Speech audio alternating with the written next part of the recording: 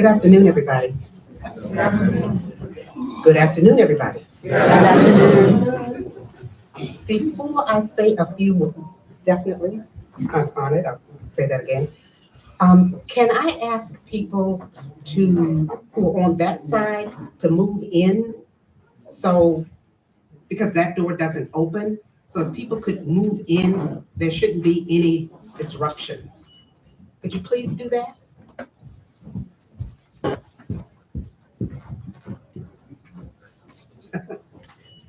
Okay, thank you, appreciate it. My name is Cassandra Veney. I'm the Executive Director of the Center for Women, Gender, and Global Leadership. I have been looking so forward to this day for a long time. So I'm honored, we're all honored, we feel privileged to have the opportunity to host our ambassador today. I'm going to serve as the MC, and I'm going to say just a couple of things. The theme for today in terms of reclaiming, I can't see, in terms of reclaiming our history to advance Pan-African integration and solidarity could not have come at a better time. We want to embrace all of our history, the good, the bad, the ugly, wherever our history is, and of course it's everywhere on this globe, in the United States, on the continent, in South America, Latin America, Asia, etc. So I'm looking forward to the dialogue, the conversations that we're going to have. And again, welcome, welcome, welcome. And so, right on cue, I'm going to introduce briefly, because everybody knows who our president is, Dr. Professor Vinson.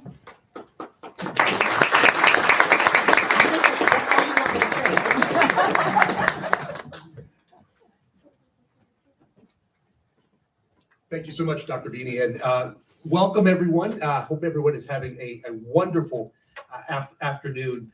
I want to begin first by extending my gratitude. My gratitude to Dr. Krista Johnson for her leadership of our Center for African Studies.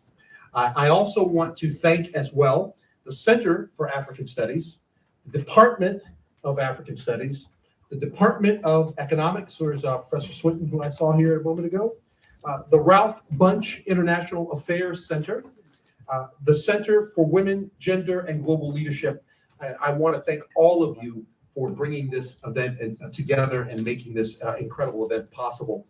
And we are honored to welcome back home Miss Yassine Fall, Minister of African Integration and Foreign Affairs for the Republic of Senegal.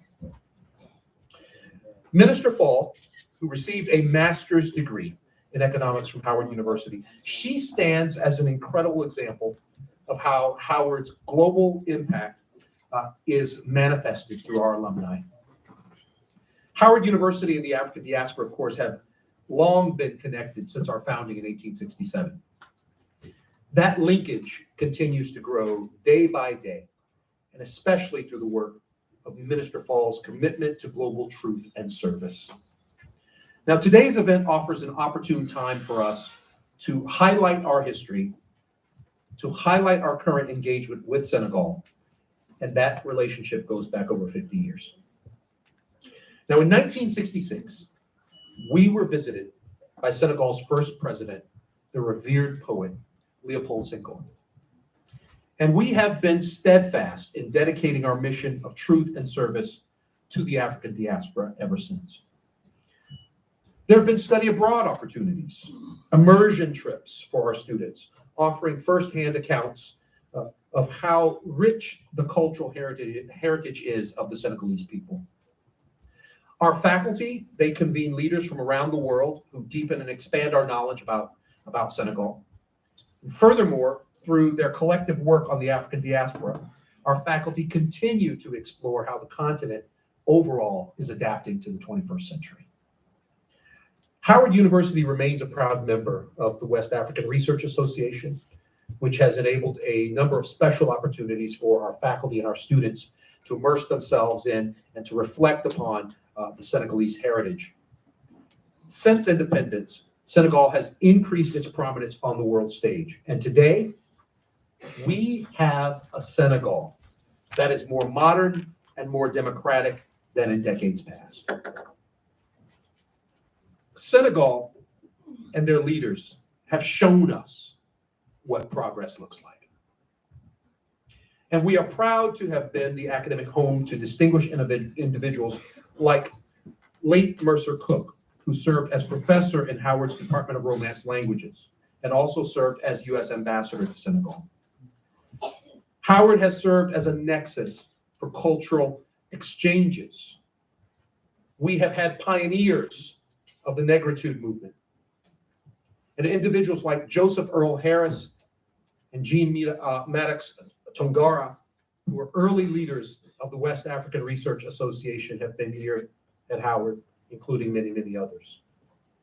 Today's exchange continues with Senegal, and it continues our distinguished lineage with this wonderful country. And our guest of honor, Minister Fall, we want to welcome you back home to the Mecca. Thank you.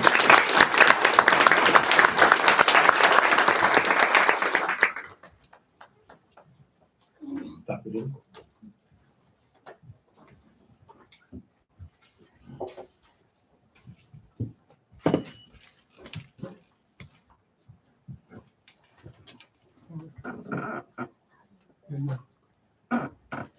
Thank you very much for your remarks, President Vinson.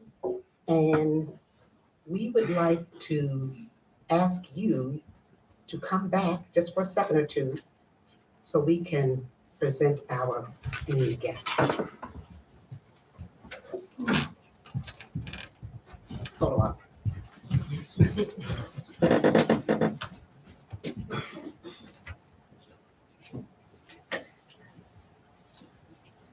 Minister Fall, it's always good to come home and receive something.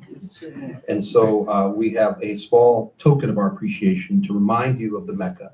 And so hopefully when you drink, you will remember home. And when you relax, you can also remember home. Thank you. Oh, and of course, you can't drink without. Please. Thank you. Thank you.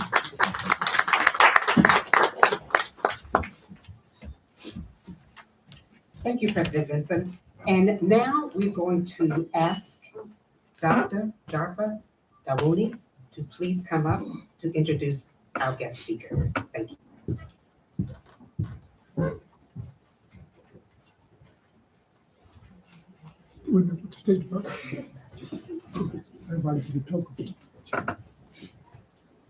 Good afternoon, everyone, and good day to those watching online in Senegal and other parts of the world. Madam Fa, Nangade, Dalao Ak Jamchi Howard. Nakawa Senegal. Nakawa Kiruka. We just told you all. So thank you so much for joining us today. I am Professor Jarpa Dawuni. I'm an associate professor of political science here at Howard University. And I am also a Senegalese by adoption. I visited Senegal once and I've gone back several times. And I actually picked the name Fatou. So my Senegalese name is Fatou. Senegal is very dear to my heart. So I decided to come out of my hiding in leave and be here with you today. Thank you so much for coming. Without taking too much time, I'm going to briefly read the bio of Ms. Fall. And I didn't know I was going to do the introductions. I didn't bring my reading glasses, so excuse me. Her Excellency Ms. Yassine Fall is Senegal's Minister of African Integration and Foreign Affairs. She earned her master's degree in economics from Howard University 40 years ago and has since been a prominent advocate of social justice. After a 15-year career at the UN, including roles as UN Women Director of Economic Empowerment and Director of UN Instro, she contributed significantly to the 2005 book, quote, The End of Poverty, unquote, and various global policy initiatives.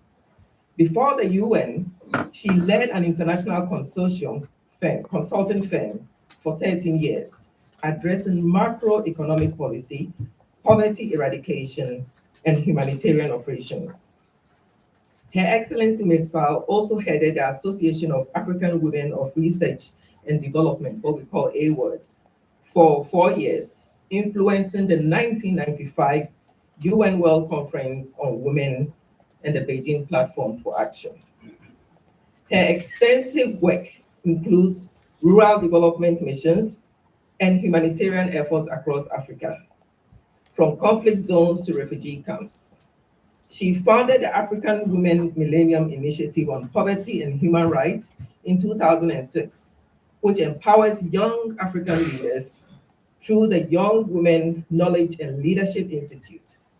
Her Excellency Ms. Fowle speaks Wolof, French, English, Spanish, and conversational Portuguese. Wow. In the interest of not coming across as uneducated, I'll stick with English. I cannot speak any of the other languages. So, ladies and gentlemen, I present to you Ms. Fowle, and I also will be switching positions now to moderate the conversation. And if I may please ask Dr. Nyandu to kindly give me a bag to put the gifts and to give us microphones. Thank you.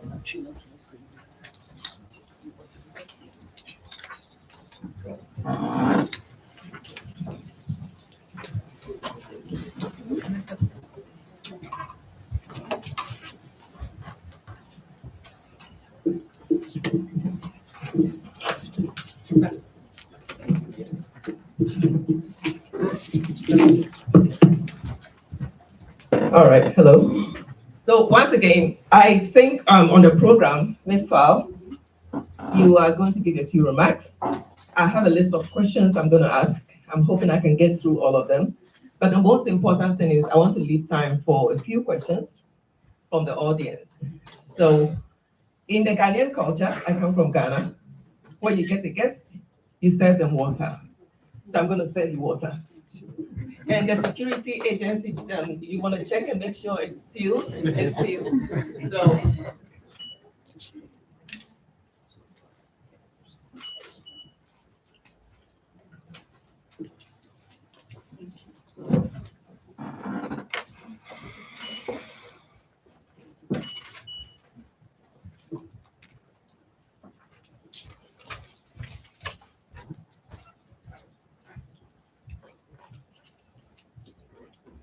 And you say Aquaba. And then you say Aquaba. Thank you. All right. So we'll start our conversation. This wasn't part of the script, but we'll start our conversation. It's important to welcome you home to Howard University. And I think I'll just kind of go straight into the discussion for the sake of time, and we can hear more from you. So once again, audience, thank you so much for being here with us. We've had President Vinson welcome and give us a background on Ms. Fowle, and also the remarkable position of Howard University in producing great leaders like Ms. Fowle. So Ms. Fowle, please give us a brief overview of your journey from Senegal to Howard University over 40 years ago. Well, so I don't start with comments, I just answer. You can combine the two. Well, thank you very much. I had prepared a speech, but I think it's even better to speak like this. I would like to really thank you.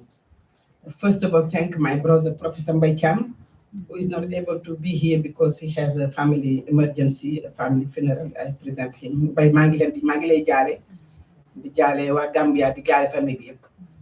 You know, Gambians and Senegal, French speaking, English speaking, but we speak Wolof when we meet. I would like to thank the whole family of Howard University for inviting me here. I'm full of emotion because I was in my 20s when I came to Washington, D.C.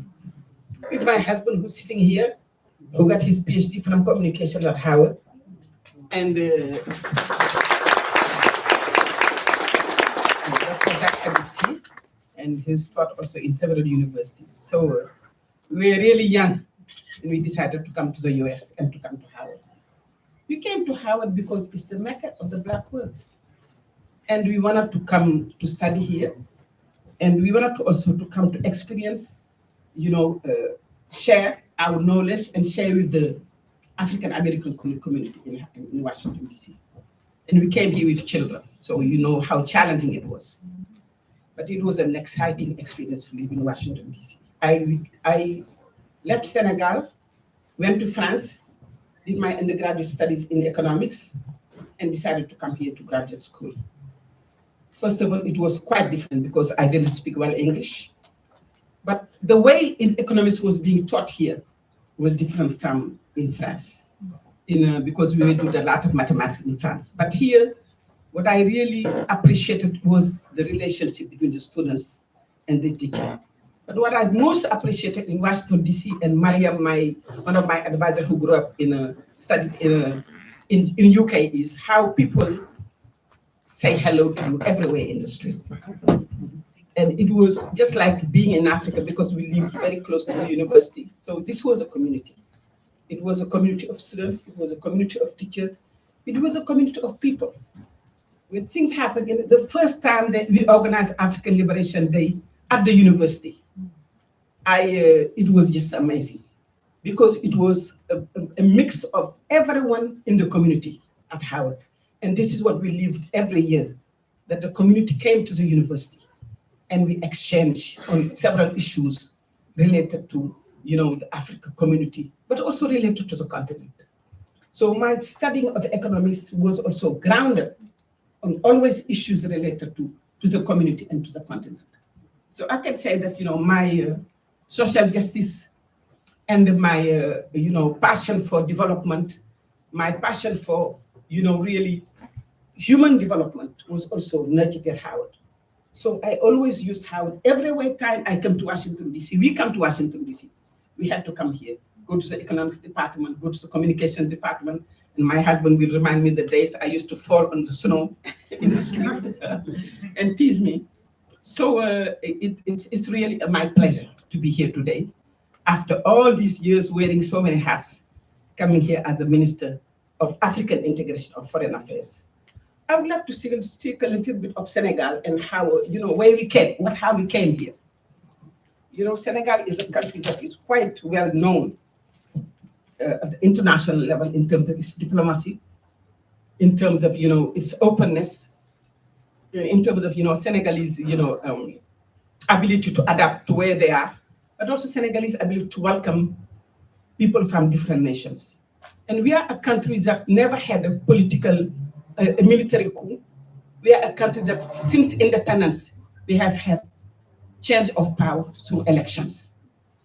But for the past 5 years, and obviously for the past 3 years, from 1920, 21 to now, Senegal has lived very, very troubled times because of a need for regime change, led by young people. And as you know, in Africa, whenever there are elections, there's in many countries, there's conflicts, and it can even lead to long-term conflicts. And we almost fell down because we had a very, very, very difficult time from 1921 to 1923 because there was opposition and political forces and social forces opposing the governing power. And the opposition was opposition political, but also a change of direction in terms of bringing a new way of governing that is grounded on the reality of the people, that is looking at economic, political, and social sovereignty. Looking at also how a country that has all the resources, and Senegal is a case in point, endowed by natural gas, land, water, very creative and hardworking people, brilliant people, a lot of young people willing to know what we are having, people trying to go to Europe through the sea because of lack of hope from young people. So we said there was a need for change. And that change led to resistance, physical resistance.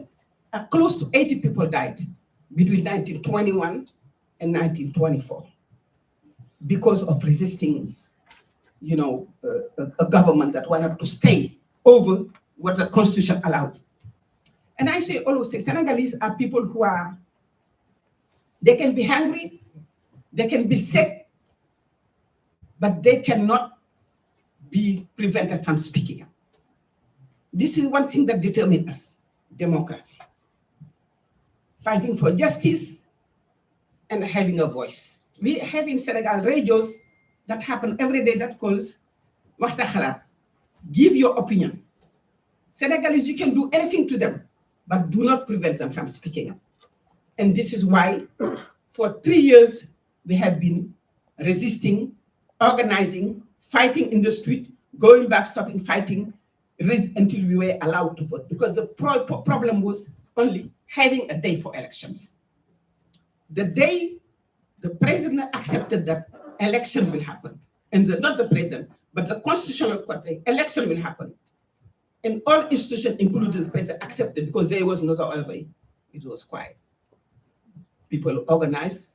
We had election in 3 weeks. We had election during Ramadan in a country of 95% Muslim, but we still went, did the election, and went. And the day we voted, there was peace. Everybody say, how did you do it? Because of this very important call for peace, call for justice and development. Our language, she asked me, Nagadef, how you, I say, Mangiti Jam, Jamre. All of our African languages, the common word for greeting is peace. Jam. It's very important for us to know that peace is very important, but peace cannot be achieved without injustice. Peace cannot be achieved with corruption. Peace cannot be achieved with injustice, economic injustice. And this is why the African youth have been resisting in order for them to show that it is possible to have a democracy. It is possible to sustain institutions. And this is what we're being taught in Howard. Solidarity, development, knowing your history, knowing yourself, standing for yourself, and fighting for justice, fighting for all. And remembering that we are all human beings, but we all have rights, and we all have responsibility for our communities, for our countries, and for our people. And this is what I have taken from Howard. Thank you so much. Thank you for giving us that. I really feel like letting you read a speech because I think it's rich in a lot of information, but I'm sure to come up because you've kind of answered some of the questions I had for you. So President Vinson said, I think given the introduction we received, we still need some gifts also for the other HU alum, Dr. who is here with us and who came to Howard with Ms. Fowle some years ago. So let's make sure we also give him a gift before he leaves because we have another Howard alum in the family. So there's peace and harmony when they go back home. So let's make that happen. But thank you really for giving us an insight into how Howard prepared you for your global leadership, development, peace, social justice, solidarity. And as we said from the beginning, you've worn so many hats. You know, from Howard through your work within the United Nations system, and now the work you're doing contributing to Senegal's development, political development, economic development. And you are right about Senegalese not sitting back.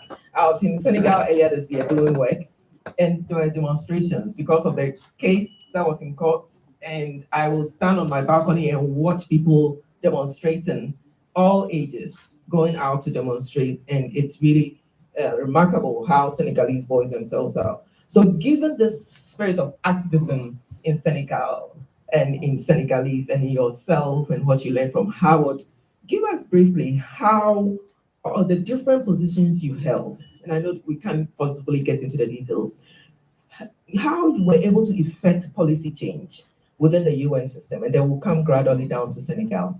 How were you able to effect policy change with these foundational values you got from Senegal and from Howard? Well, I think in terms of political change, how I was able to reflect it. First of all, I think personally, I am a person who, from my own background, so many people contributed into my education, into my training, that I said that what I have had the chance to have, I want other people to have.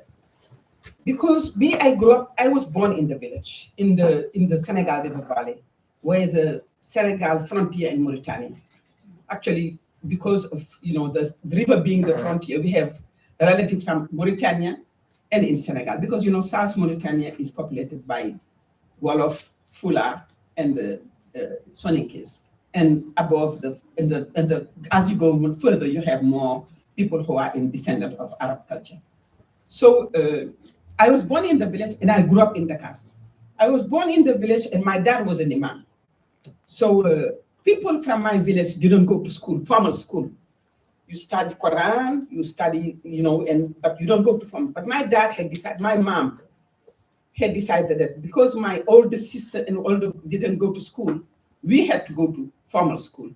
And my sister, one of my sister I come after, went to school, formal school, and my dad's brothers, who were all imams, were very upset with him. Because for them, formal Western education meant, cultural loss, that you are lost from the family, you are lost from the community. So when it was time for me to go to school, my dad said, no, everybody in the village accepted me. Yassine is not going to go. So I still remember the day my mom is my dad is sitting with his Quran and my mom is standing. I was 8 years old, telling him she has to go to school. You are the imam, and they're closing the list. So I kind of barely made it. So, and all the time we're in school, my dad used to tell us, remember, you are not Westerners, you are not French. You are from Wallo, you live from, so he was always telling us to remember where you come from. And all my life, I have been going to the village with my mom, spending the time, 3 years of summer there. And this is why I was very upset during structural adjustment when they canceled the railroad, because you used to take the train.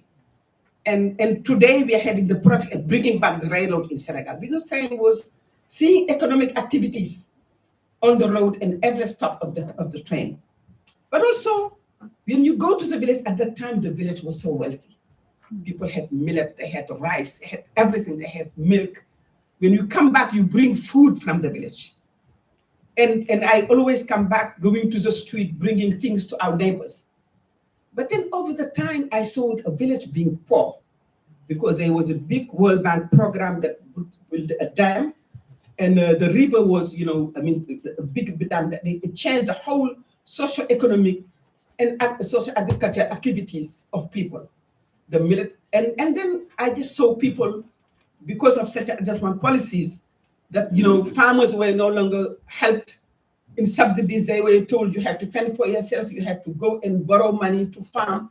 I saw the village because of projects that were put in the river that changed the socio-economic activity, socio-ecological activity, but also people's economic activity changed, and people started being poor.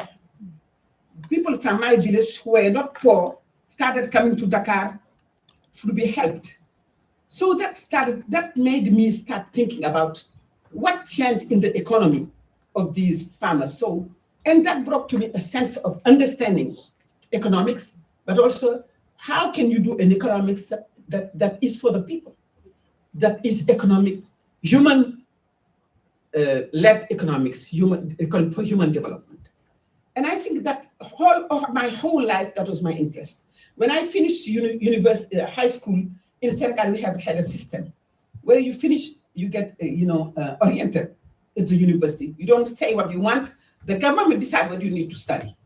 And because I was so good at language, even though I was good in math and science, they opened a new funding for the Spanish department. I was oriented to the Spanish. So I did Spanish for 3 years. And I saved all my money to go to study overseas in France. So I did 3 years of Spanish, and then I went to France to study economics because I wanted to study economics. So after that, now my husband said, I want to go to the US. I said, US what? Because I want to do telecommunication and satellite communication. And in France, it's very hard to register here. And I want to go to a black university. I said, I'm not going to know America. I want to come home. So we had this debate, and then finally we came to Washington, D.C. And when I came to Washington, D.C., really, I found here professors who helped me, because I didn't go to take English classes. I just came straight and started economics. And but I had Professor Bocage, who was from Haiti, who spoke French, and who helped me a lot, and several other professors. But I felt, yes, I am home, because I was in a black university. and I felt so used students coming from all over the US, but also there was so much connection, and they talk about their families, their relatives. When I was on Georgia Avenue or on 14th Street, and I saw people, I just felt like I was home.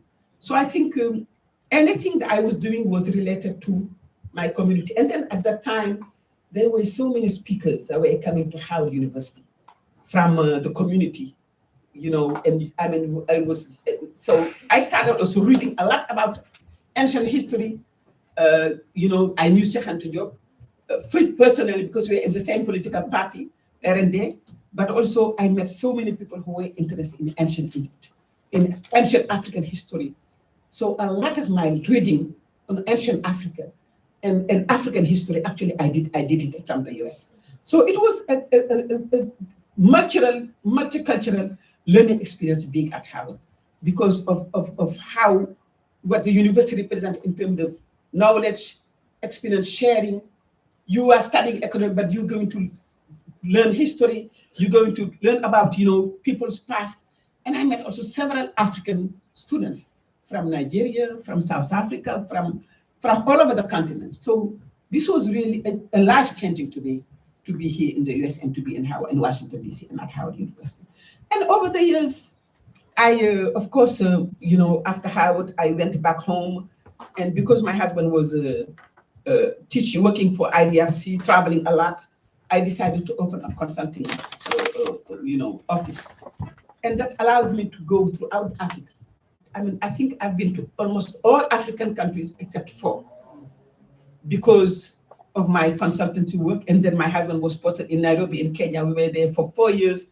I was able to go throughout East and Southern Africa, working in rural areas, working with refugees, working on several issues related to economics, from macroeconomics to rural development. So I felt I was very lucky for, you know, the kind of, you know, trajectory I had before even going to the US. Every time I go now as a minister to a country, I say, I've been here 3 times, to, you know, be it Japan, be it China, be it, so, and I think that I was very lucky. And to me, I say, when I look at my trajectory from where I came from, for parents who didn't even know how to read and write, my mother would just say, study your lesson, do your homework. And I say, you don't even need how to read. See, but I know how when you do it well and when you don't do it well. So, and coming back and talking to my mom, discussing her issue in the development, how countries borrow money, how the debt crisis is, what does it cost for countries to repay their loans, discussing with a macroeconomic issue, and her understanding without having been, it was just amazing. And I said, development is for everyone. Everybody understands. And our political party in Senegal was very successful because of one thing first, speaking the local languages. We decided that we were communicating, not in French, but we were communicating with people in Wolof. At the parliament, when we have political party, when you go to, and people feel like they understand what's going on, but they own the process. So I think inclusion means that also we need to go to communicating with people in the languages they understand. Because you can learn English, you can learn French, but what I can say in Wolof, I can never say it in English. So I think it is very important that we understand our culture, that we understand our language. And I always say, I just returned from Japan, Russia, and China. 3 different economies, 3 different countries. But I say what I see these people made it, why they were also successful, that they kept their languages.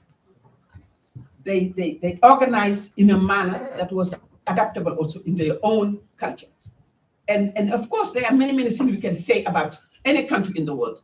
But when I look at different countries, I say the countries that are most grounded in integrating their community, in working with the people, are the ones that are much more successful over time. And even the US. The US is built on, you know, small family enterprises before going to, you know, the bigger ones. So I think these are also lessons that I learned as I go in Africa, but I also see that, you know, today there is a very awakening in the continent. When I was sitting with the Minister of Foreign Affairs of Japan, and we were several ministers of foreign affairs, the kind of issues I see now Minister of Foreign Affairs address are very different from 10 years ago. in terms of, global governance, in terms of, taxation, in terms of their presence in the G20. What does it mean? We don't just go there for a seat. We go there for posing issues of, inequality, of power relations, of African trade. How can we better trade with ourselves? So I think there is a new wave of a new Africa. And then young people, they don't take no for an answer, and they are watching us for every move we do because they want responses. We cannot be a country of 80 million people only in Senegal and be among the poorest country in the world. That is not normal. That is not right. And we can do better than that. Thank you. Thank you so much. So you talked about languages. Of course, you speak several languages, and you talk about the essence of local or indigenous languages and how they help us understand, how they help us develop. And I'm glad to say that we have a department of languages here at Howard that is expanding the number of languages that they teach. And I know that President Vinson III is big on languages, and he also speaks more than one. And I see in the audience my colleague, Dr. Sefoko, who is also from the Department of Languages, and a few others, Dr. Moaka, who are doing that. So let's keep up with the languages at Howard. And I know that they're teaching Chi now, which is from Ghana. The Wolof is already there, so I need to enroll in the Wolof class. But I really appreciate your expansive view, bringing us once again on how your upbringing informs the development policies you saw starting in your community. So it wasn't about somewhere else teaching you, but you saw it right there in your communities. You saw it changing over time, and you thought, I must develop Senegal-centric, Africa-centric development, and that is what you've really done in your work. So I'm so glad your questions, your responses are dovetailing as if I had given you my questions ahead of time, which was supposed to be the case. But you mentioned in your introduction about the role of your mother, who said you have to go to school. And this is also a very important role about women within the continent of Africa. And Senegal women also have very strong women like yourself. So shifting now from economics, from your work within the global space, and going back to what you have done to contribute to women's development. And I especially want to highlight that this event is being co-sponsored also by the Center for Women, Gender, and Global Leadership at Howard University. Dr. Cassandra is the director, and we're looking forward to doing more work in this area with you and others. So tell us briefly how you as an individual and how other Senegalese women or African women have influenced global gender discourse, because we often tend to think it's the global that does it for Africa, but we know that it's often the reverse. How have you and other women contributed to the global discourse on women and gender development? Okay. Well, I think there is no development without women's empowerment. I think,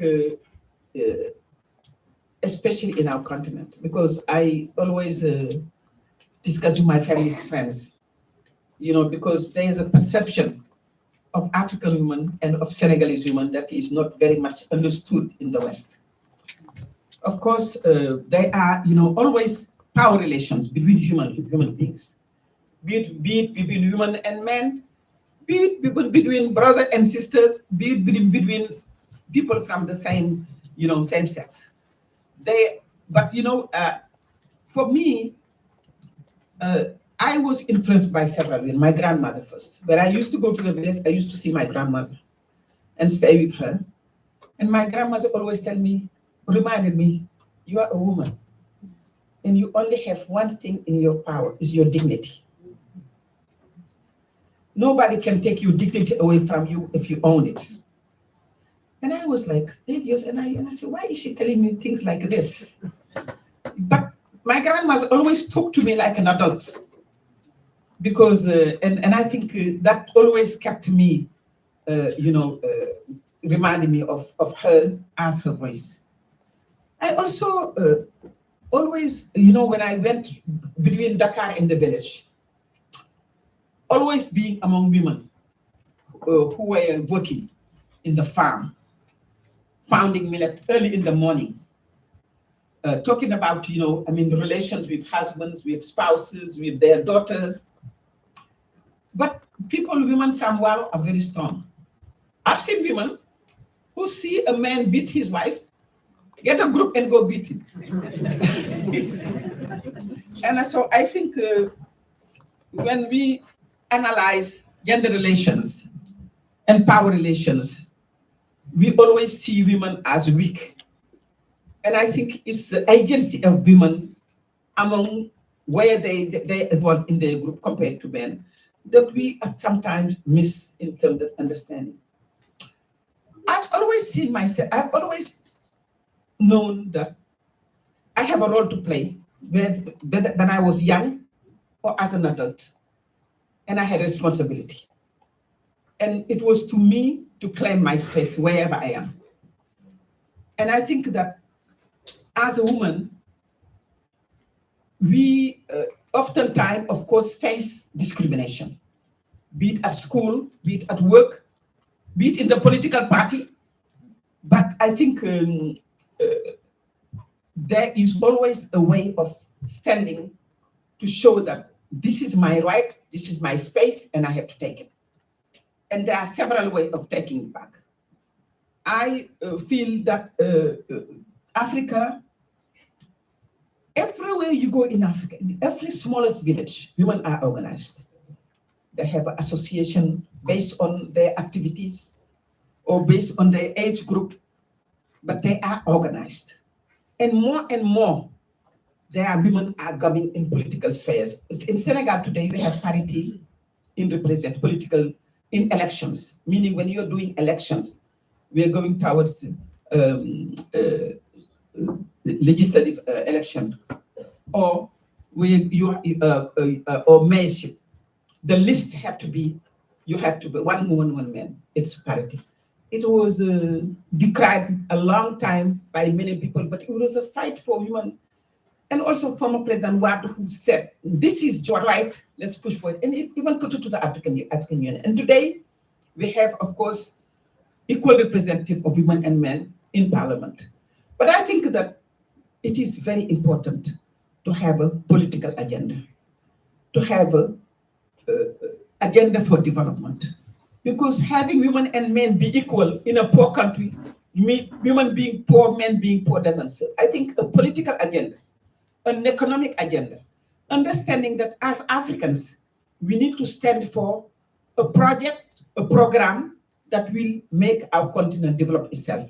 And in that process also, to the process of everyone in the country have a role, have a responsibility, and be empowered, be it young men or young women. Today, we are living a very difficult situation of our young people fleeing our countries, getting into the boats to go to Europe. Others leaving our country, Senegal, going to Latin America through Nicaragua to come to America. It's a very painful situation. And now we see even young women with their babies getting into the boats, minor children getting into the boats. These are problems of development. So what I say is, in terms of gender and gender equality and women's empowerment, we need to also have a whole analysis of our continent, of our countries, of the position of women in our societies, and how empowering women, you empower also the whole community, and you put an agenda for development in empowering women. It's not just adding women and men and stay like people say, but having an agenda that empower everyone in the community. And that has always been my struggle. My struggle has been access to education, but my struggle has been women understanding their society, understanding their community, understanding their role, important role they play. I always say, when I was in Pekin, in the suburb of Dakar, going to high school, Lycée Kennedy High School, early in the morning, the people I was taking the bus or the transportation were women going to the market to sell. So understanding women's role in the economy and women understanding their role in the and claiming and asking for their position and what they're entitled to. But also, having a whole analysis of what development means. What kind of development do you want? And what is hampering our development? And how do you contribute into removing all of those obstacles, be it you a woman or a man? Because I think there's a global agenda for Africa, And this is why our ministry is not called Minister of Foreign Affairs, but it's called Minister of African Integration and Foreign Affairs. There are issues that need to be tackled, that are essential issues. And those issues relate to how, as Africans, can we have more solidarity? How, as Africans, can we support each other so that we trade better, so that we can talk to the developed countries as a whole. We had a mission to Mauritania. Senegal and Mauritania share a common wealth, common endowment in natural gas.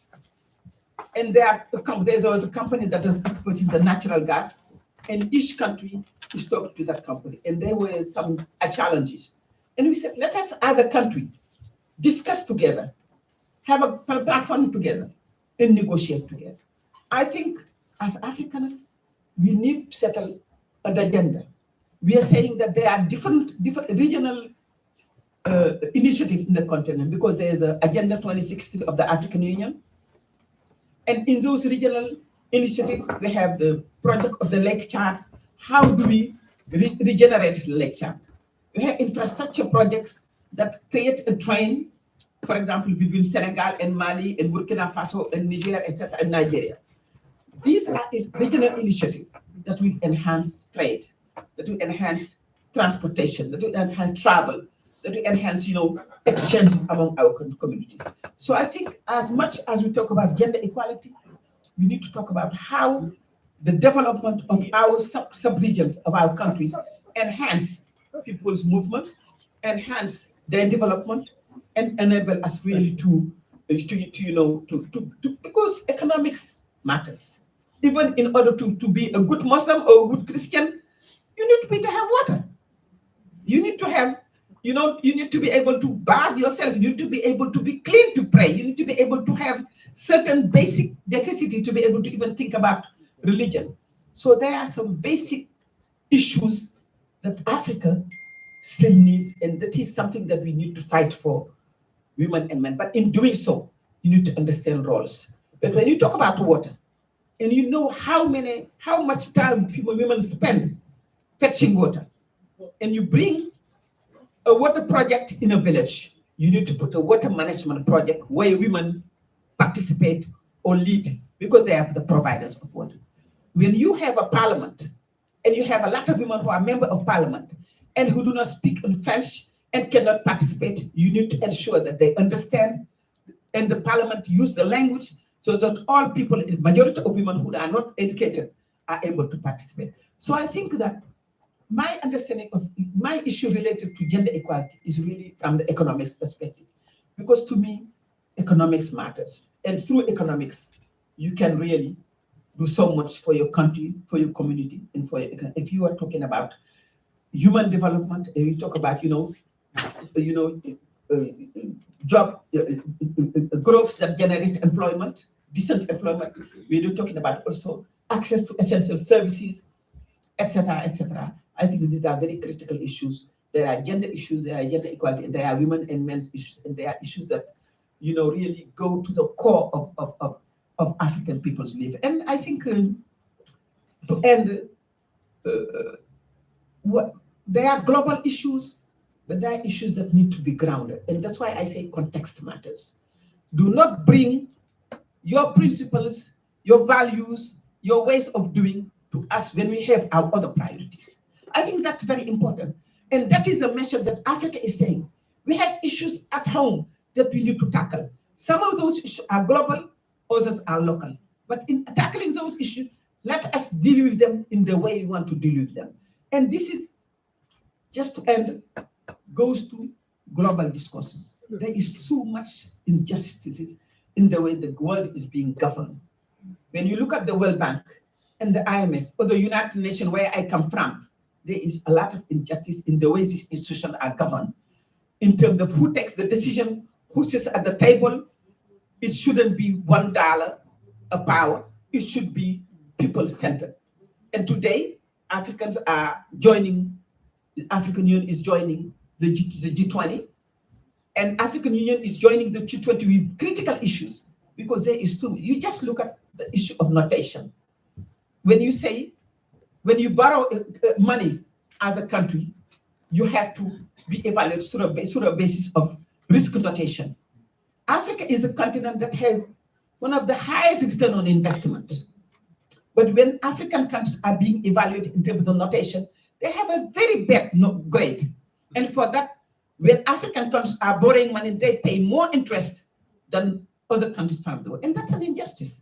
When you look at a continent of 1 billion, over 1 billion people, 1,400,000,000 people, and you say that you are not in the Security Council, decisions that are being taken that are impacting our continent, that are impacting people in Africa, are being taken by other developed countries when Africa is not seated, doesn't have a veto power on issues that impact us. So I think that when I talk about gender issues, I say that we have to take it into a context of also between our history, where our mothers, our sisters have been enslaved, have been raped for a long time. When you talk about issues of rape, you bring also the history and the collective history of rape. So I think that I don't want to take gender issues into the box and talk about just men, African men, beat women. No, we need to bring back the global relations between us and the world, and how anything that has happened has impacted women, African women. I just want to give an example. Next year, African Union the theme of African Union is reparation. This year in December in Senegal, we are commemorating Charoy. Charoy is something that happened in 1944, when the French citizens of former French colonies, but they were called tirailleurs Senegalese. But they were called tirailleurs Senegalese, but they came from Niger, they came from Mali, they came from Burkina Faso, they came from all the colonies of France in Africa that were taken to France to fight during the World War. When they came back, all of them from different countries, they camped in Charoy. And in Charoy, they were promised that after you come from the war, we will pay you your dues as former military soldiers. And when they came and organized and asked to be paid for the jail, all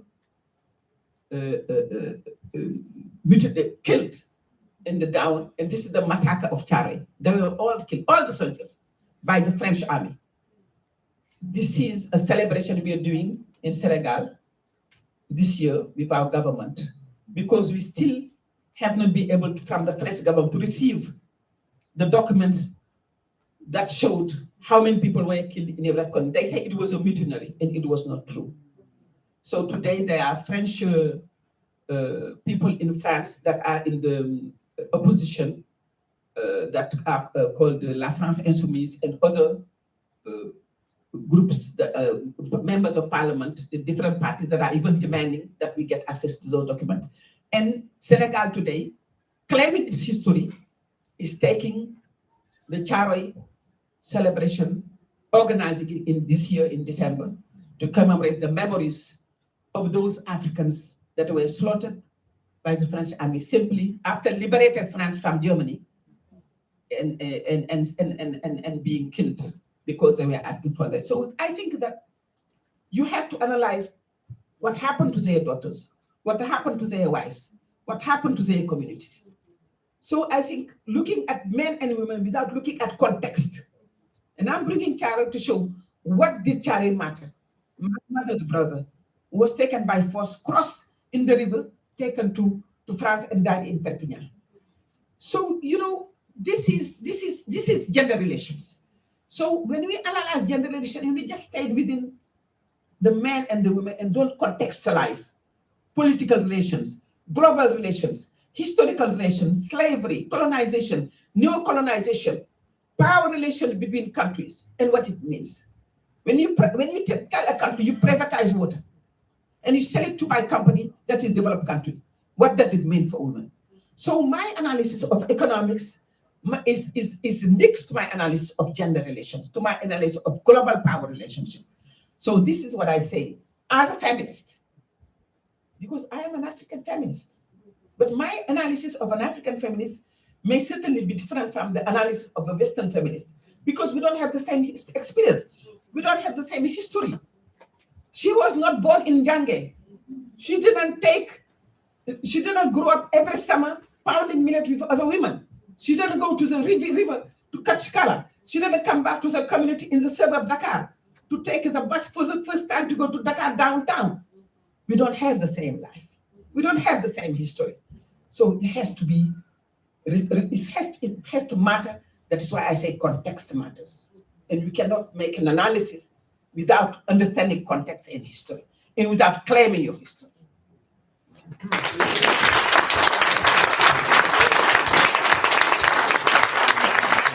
I don't know if you are having as much fun as I am. I'm just like, keep going, Minister, keep going. Amen. Hallelujah.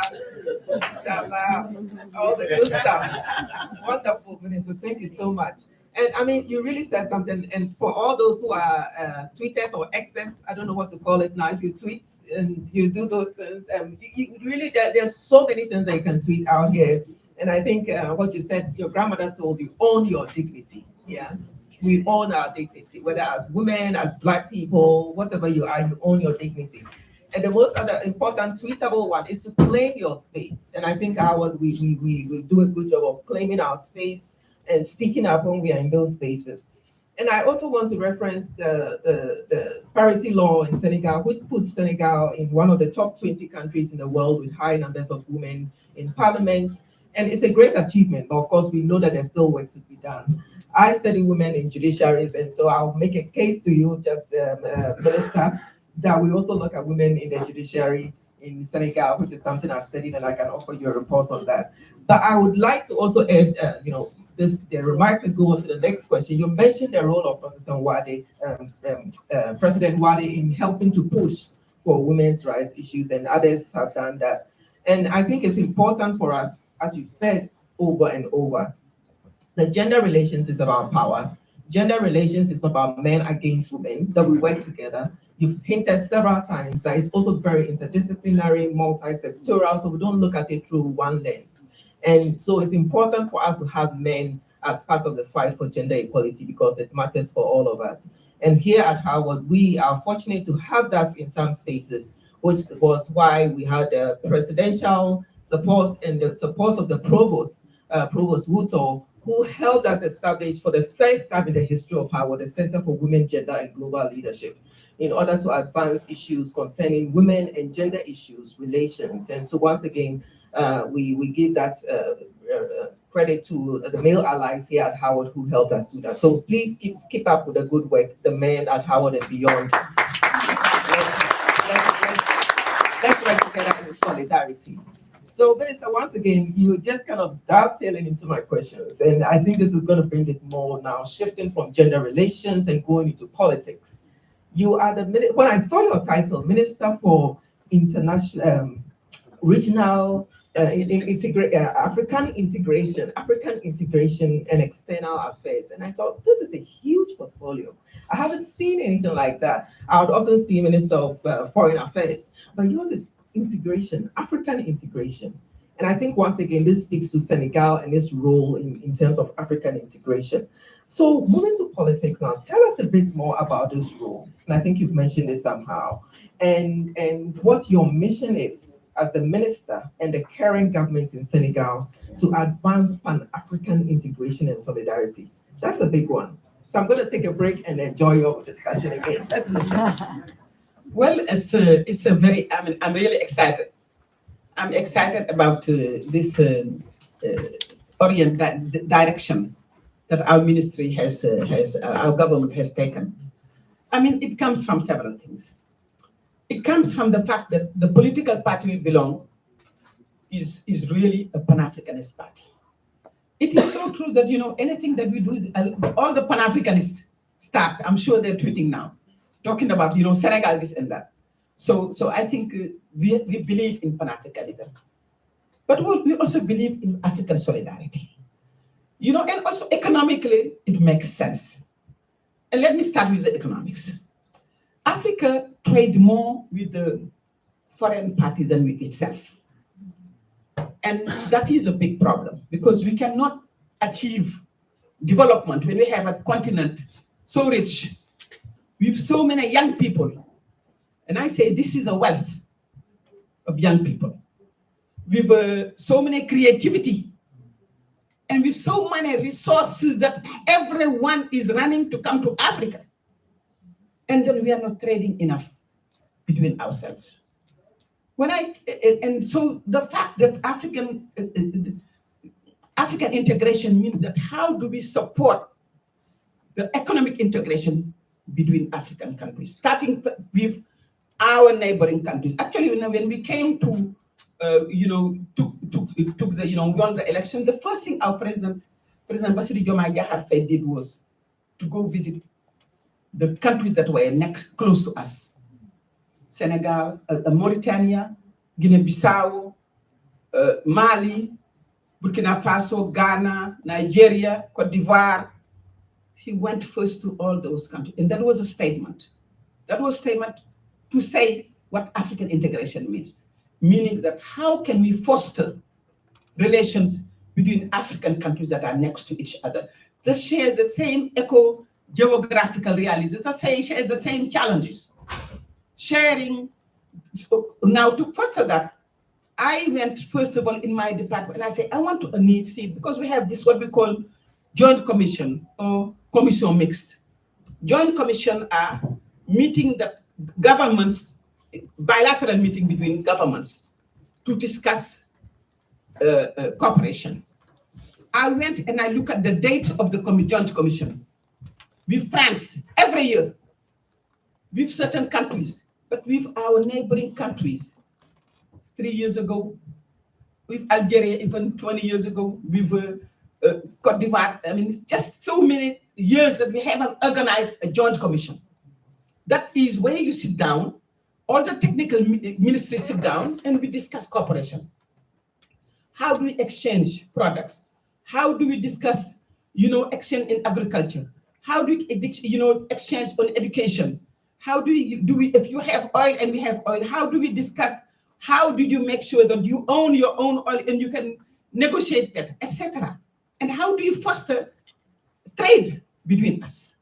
And that was not done, almost. It was done with foreign countries, with Turkey or with France, etc.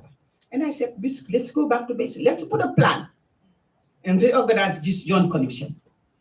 And we started with Cote d'Ivoire, we have a whole plan from now to next year with several countries. We did a tripartite one with Gambia and Guinea-Bissau, etc. So it means fostering our economic relations so that we can foster inter-African trade, because inter-African trade is very low compared to how much we trade with Western countries, and we want to change that. And if we change that, we change development. It is also looking at African continent to speak from global issues with the same voice. And this is before, when the European countries had the African growth, no, that's US, the European laissez-faire economic partnership agreement, which is the European bill for European Union trading with other countries, in example, African countries. Each African country is talking to EU, and EU is talking to them, instead of talking as a continent. So how can the continent have a voice when it comes to important issues? A seat at the Security Council. Africa speak other voice. When you go to the G20, what are the important issues that we need to bring to? Countries that come to your country, private sector, don't pay taxes. How do you deal with that? Mining agreements between countries that are really not fair because you don't gain nothing. How Africa can develop this to put a process of industrialization? We have all the resources that are being exported, transformed, and brought and sold to us. How can we, among us in sub-regional, we can organize to put a genuine process of industrialization? Of course, international private sector is welcome, but it has to do transfer of technology. It has to hire people in the country. It has to hire our graduates that come from other countries. It has to bring in, and in that dimension, how do you bring the diaspora, people of African descent, that represent the sixth region of the African Union. The African Union considered the diaspora part of African Union, meaning people of African descent. How this our job can contribute in materializing this into bringing private sector from the US, from African people in Brazil, in everywhere, to come and invest in Africa, to contribute in transfer of technology. Imagine some Harvard graduate that went to economic school with me and who are wealthy, who are not like me, politician, but who are in private sector today, coming to Senegal to invest, creating jobs, but transferring technology, in contributing in the development of the country and other sectors. So I think that this is what we are saying in terms of African integration and foreign affairs. And it was a very conscious effort to put it before foreign affairs, because we feel that solidarity, trade, negotiating, reviewing some of the contracts so that each part benefit. We're not saying we benefit only, but we say when we partner, when private sector comes, the country has to benefit too. The people have to benefit too. They have to have jobs, not just creating jobs, but decent jobs with social security, with social protection, with good salaries that enables you to live well. And it's possible. So this is what we are saying, that we need to foster African solidarity. We need to also claim our history, understand our history. Cheikh Anta Diop used to say, and I knew him personally, he used to say, Africans have a collective amnesia about slavery. It's true. When you talk about slavery, people say, oh no, this is long history. Don't talk about that. Talk about the present. How do I understand the present? How do I build the present? How do I strengthen the present if I don't know the past? You cannot.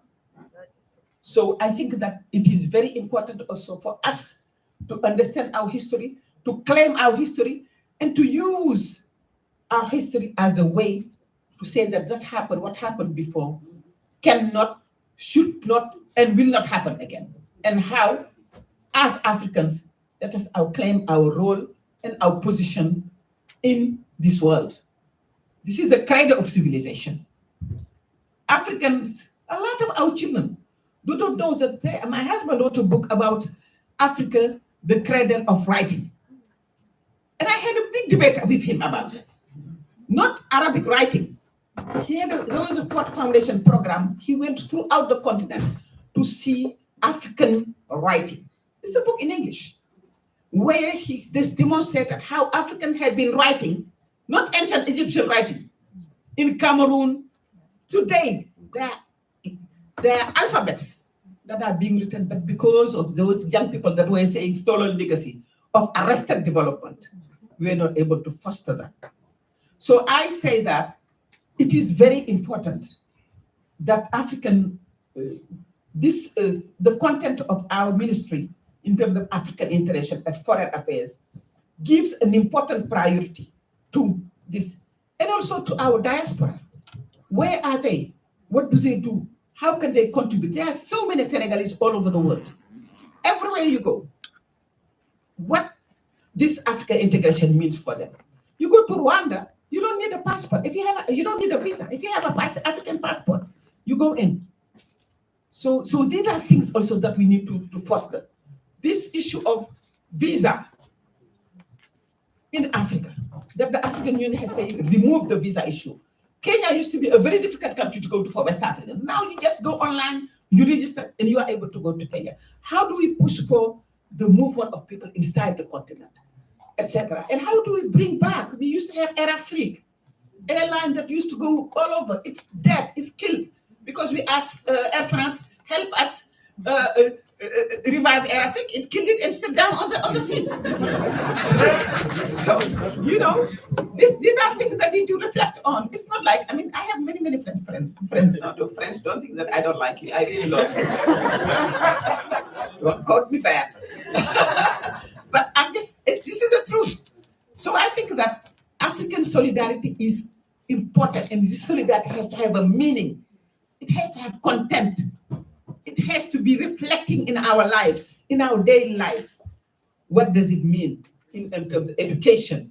What does it mean in terms of employment? What does it mean in terms of private sector from Mali going to invest in Malawi? What does it mean in terms of African diaspora coming to invest in the country and leaving knowledge, leaving employment, leaving expertise, so that our young people keep hope and stay home?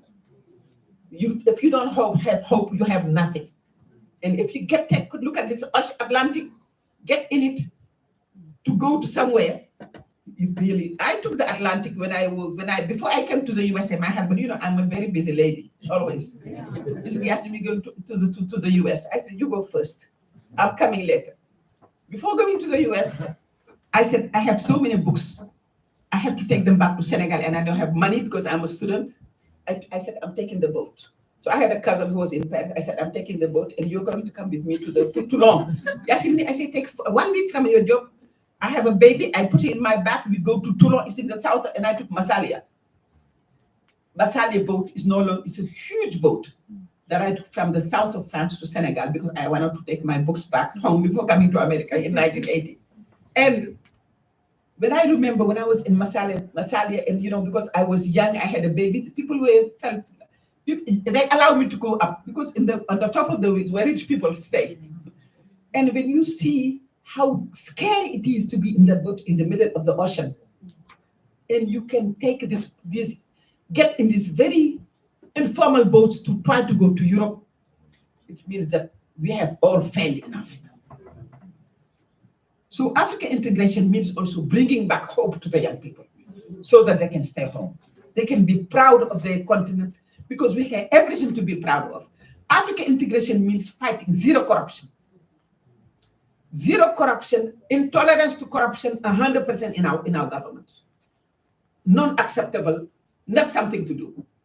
So this is what Africa, claiming our history, claiming our dignity, and fighting to rebuild our continent and to make it strong and attractive, and a place to live and go on vacation and be happy.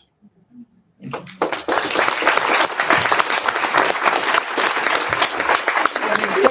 Just listening to you, I'm sure the government in Senegal couldn't have picked a better person to be in this position. Apologies to all the other ones, but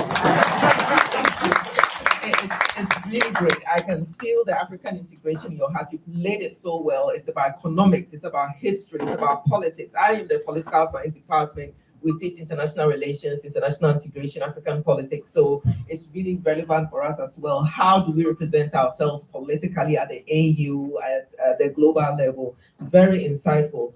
And once again, just reminding us the importance of a place like Howard University, where I know that the President Vinson, is convening, and I was on a committee without saying too much, where the university is going to establish an office of diaspora affairs. So that really highlights what you said, the role of the diaspora. We know they play a role, but how it's looking under President Vinson, they're there to institutionalize an office. And we hope that we can continue to build those relations with Senegal and other countries. So when you're thinking about an extension of your office for African integration, think Howard. We will have a place to welcome you once again. And once again, I'm so happy that you're reading my notes. I don't know how you can see from here, but the next question, and I'll be coming down soon so we can have time for questions and discussion from the audience, is moving from politics and going to the youth. And you just landed on that. The youth in Senegal are powerful. The girls, the boys, the men, the women are very powerful. As we said, they go out, they demonstrate, they ask for their rights, and they do it peacefully to a large extent. I know the last couple of years have been rocky. And they play a very important role in the changing government. So talking about some of these things, what is the current government, your government, if I can call it that? What are the plans for the youth development in Senegal, especially in light of AU Agenda 2063? And I think you worked on that a bit. So once again, I'm just going to relax and hear. I can see you're ready to tell us the good stuff. So, wow. I mean, the government, what do they have for themselves? Our president is very young. He's 46 years old. Our prime minister is young. He's 48, I think, in 49. So it's a government of young people. I'm the elder. so it's a government of young people. So And I think we went through a very, very tense time. You know, before in Senegal, if somebody died, for one reason, you got shot, it was national news. So Senegalese are very loud, but they don't like weapons. They don't like fighting with guns. And you know, so what we went through is really traumatic. And the youth were the one who went in the street and died. Young people from 16 years old, 2019, were shot. You know, during the General Assembly last year, when the president came, the Senegalese people, they rented huge trucks and put videos in the street of New York during the General Assembly last year of young people who were shot dead in Senegal, in the street, being carried down. So we cannot, and a lot of people have lost, or don't have lost a limb on an eye because they were fighting for democracy. We have a very stubborn president who said he was going to do a third term. It was only a matter of election taking place and him leaving as a constitution said. That's what we're fighting for. And young people fought. Even those who were in jail during the election, they put their small money, mobilized 1 million francs CFA for the elections, to tell you how much sacrifice the Senegalese youth have done for, and I salute them.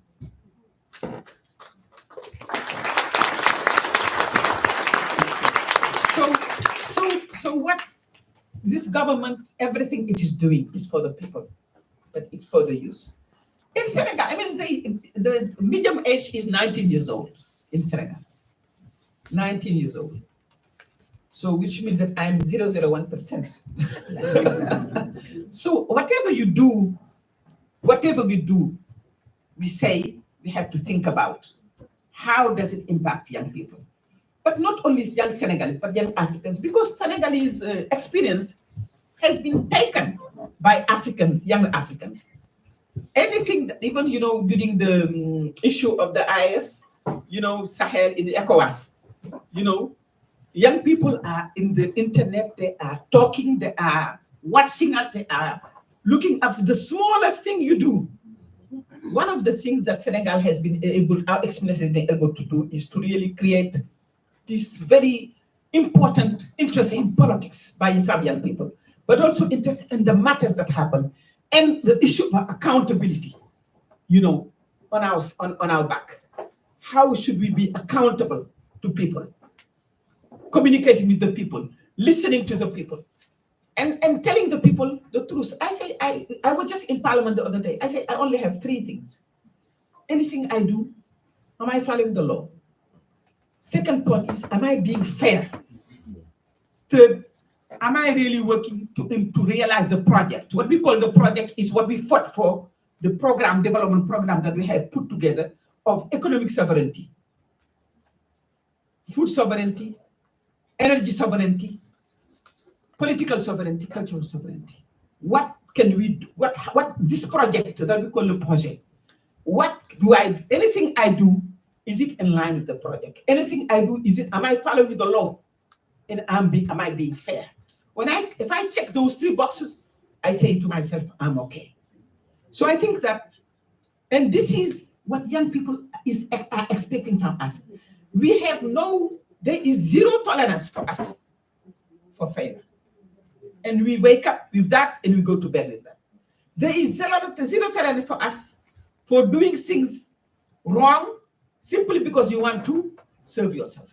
So I think that the young people are forcing us to come back to certain African values that we have.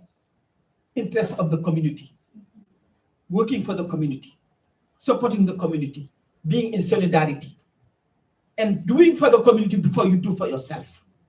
So I think doing that is, of course, responding to what the youth want, because they are watching, they are very demanding, they are into everything. Education is very critical. You know, employment is extremely important because they are running away because they don't have jobs. But democracy, justice is important. the justice system is being revived in Senegal. We actually have a very big, collective discussion, bringing, rappers, people who are in jail, the Minister of Justice, civil society, to have days of discussion on the Senegalese justice. How the justice system were able to catch you and put you in jail because you wrote our president came out of jail to go on campaign with the prime minister. He was jailed for a Facebook post, just a Facebook post. I mean, I ran away for five months, I have to admit, because I said, but I went to everybody I knew, from Amina Mohammed to the African court and people's court, La Cour International, African people and people's court in Arusha. I went and I said, Macky Sall is going to put me in jail. Write him a letter so that he doesn't put me in jail. And everybody to President Meki, I said, President Meki, write a letter so that he doesn't put me in jail. But I said, if I go to jail, I won't be able to work. So let me go out, stay somewhere, be able to travel, because they can catch me and say, maybe let me go for after a week. But they take my passport, and I want to be able to travel and tell to people what is happening in Senegal. So I think it is very, very important for us today to never forget what we went through. We have never lived that since independence. And the first priority people to gain from this are young people and women. And the president always repeat that. And we all, young people first and everyone else. And young people, young women. Women journalists were jailed. Black women journalists were jailed. Women journalists were, you pull their hair on TV because they just told the truth. So this is something that I wake up every day and remembering what I'm doing today. I have to remember those young people who died, those that lost a limb, those that are here today, hoping that we realize the project. So this is something that is extremely a priority for our government to deliver for the Senegalese people, but to deliver for young people. Thank you. So definitely we are looking at the Senegal to deliver, and we're also looking to the Senegal youth to also deliver for themselves and for their government and for Africa. The AU Agenda 2063, we must realize it together, and we just don't sit back for it to be done for us. We are going to play our role. So I'm going to take my last question and skip the very last one. And we've talked about the youth in Senegal, the role of the government in helping solve their problems, their role in being contributory to the solutions as well. So I'm going to come back to Howard, where we started off with your journey here. And Howard has produced and continues to produce some of the greatest leaders in the world, like Ms. Fowl here and Dr. in the crowd here.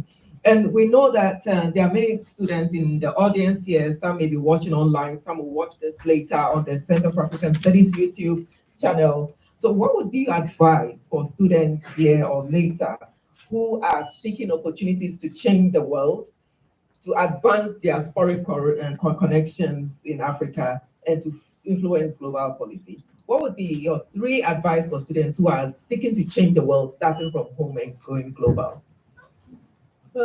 First of all, I think connection. I think you need to be connected. And there are several ways of doing it. Actually, in 2006, I was at the UN. I was working at the Millennium Project on MDGs, on ending poverty. And I was traveling with Jeffrey Sachs and other economists throughout the world. We were going to Yemen, we were going to Senegal, Ethiopia, Bolivia, all over the world, looking at the least developed countries. And I said, I'm going to create an NGO, even though I'm not allowed and I'm supposed to as a UN person. And I launched this NGO in Nairobi, in Kenya. We invited a lot of heads of state, and we said, we wanted you to come and listen, no speech. And we brought a lot of young people. And we organized this summer program of 1 month. We will bring 100 young people, 50 Senegalese, because they are hosting, and 50 Africans from all over Africa. We even brought Haitian from the US, from Brazil, people of African descent, and young people from all over the country. From Madagascar to Egypt, we had young people who came, because we did it 2006, every 2 years. And what we wanted to discuss the use was understanding development. understanding how Africa, being the cradle of civilization, how it went from where it was through slavery, the economic cost of slavery, the economic cost of colonization, and today the African elites and what they're doing in many cases for their own countries, and the corruption that is happening. And the corruption is just monetary. It's corruption through policies, selling your oil and gas on contracts that are very bad contracts that don't benefit from your people, etc. And what is your role as a youth? So I think that young people have to understand how the continent is being run, historically and now, number one. And I say young people, I say Africans in Africa, and people of African descent, because they are part of the African Union. Number two, reaching out. I mean, in my speech, I'm inviting young people from Howard.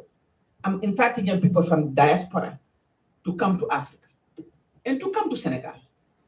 And we will welcome them. Because I think networks, I always say there is nothing better than a human contact. I still believe that. I think the human contact, sitting down, knowing each other, exchanging is important. Of course, I know now we have all the technological tools to do that, and we should also use that. So I think networking, knowing each other, exchanging view, exchanging ideas, exchanging lessons and experiences, I think very important. I think the other thing is be involved, involvement, whether at the community level, whether at the national level, whether at the international level, be involved. Try to find your way to get in. Push the door. And if it's closed, kick it down, but get in. Please. So that is very important as Black people, that we take our seat. I have an older sister who was a mayor. She never went to school. My older sister, she was a big politician. And she was also, Yassine, you know, when I come, people look at me and they adults, but I sit my seat and I pull it down. She said, fill up your seat. So this is your time. We have I say, it's a capital. All these young people in our continent. These are employees, these are workers, these are engineers, they are entrepreneurs, these are thinkers, these are everything. So we need to capitalize on this youth, and we need to empower them to take a position. This is why I'm very happy that my president is 46 years old, he's my boss. My prime minister is 49 years old, he's my boss. We exchange, but have a vision, have a plan. When I first went to the UN, I said, Yassine, you come from my man of myself, tell me, Mom, from the village to UN. I said, but I have an agenda. Always have an agenda. Never go to no place without saying, what is my agenda? Even a meeting. Always know what you're coming to and what you want to get from there, and be focused.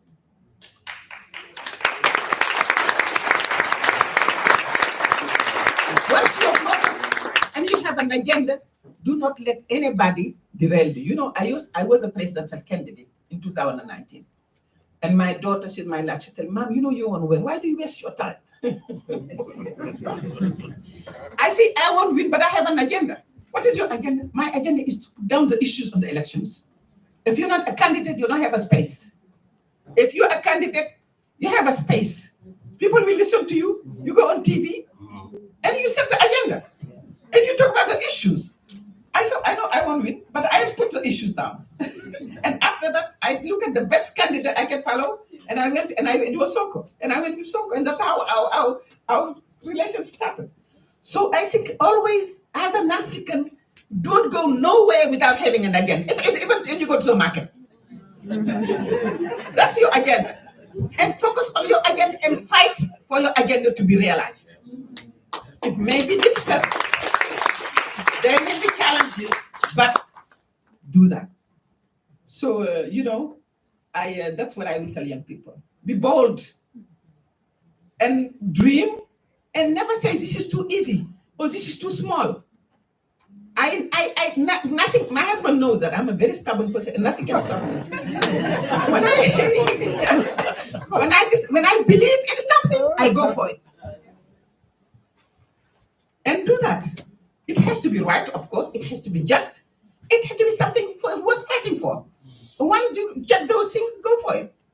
Obstacles, you can always find a way to. I always tell my children, for every problem, there is a solution. Now, when they grow up, they tell mom used to tell us, for every problem, there is a solution. Yes, but not when I say that. So this is it. So that's what I tell young people. The life is in your, this is a great time to live. It's a challenging time to live. It's a difficult time to live, of course. There are wars, and Africa is a ground for people to export wars and fight, and it's getting more and more. That is why I say have an agenda. You need to understand who you are and what side you have to stand for and what you have to push for. So critical. Don't let anybody make you believe something that you deep down in your guts, you think is not right. Be accountable to yourself and accountable, even in the UN. I say, I'm accountable to Africa. I'm an African, I'm a UN staff, but I'm accountable to Africa. So be accountable to your community, to your country, and to Africa. That's what I say to African youth.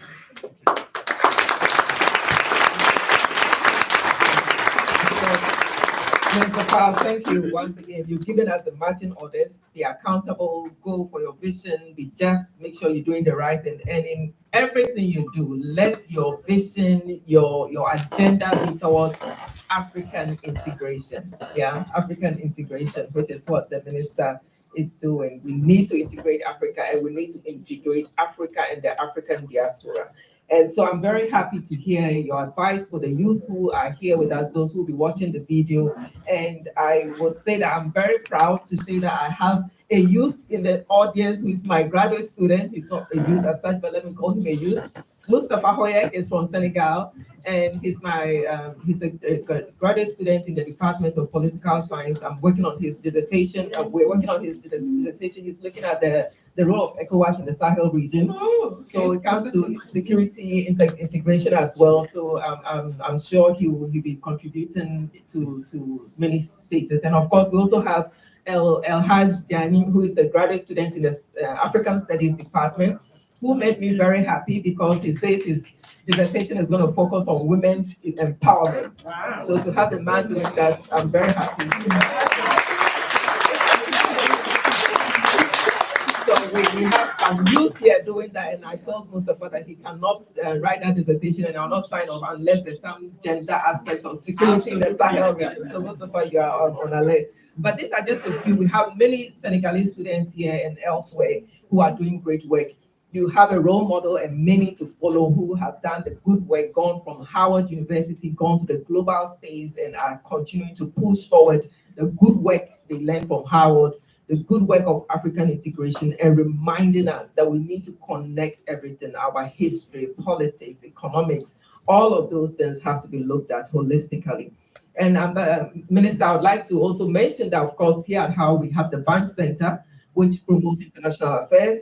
And so that would be a good office who will work with your office and to make sure that we continue to have that diasporic engagement, study abroad programs to Senegal, the Sahel region and beyond.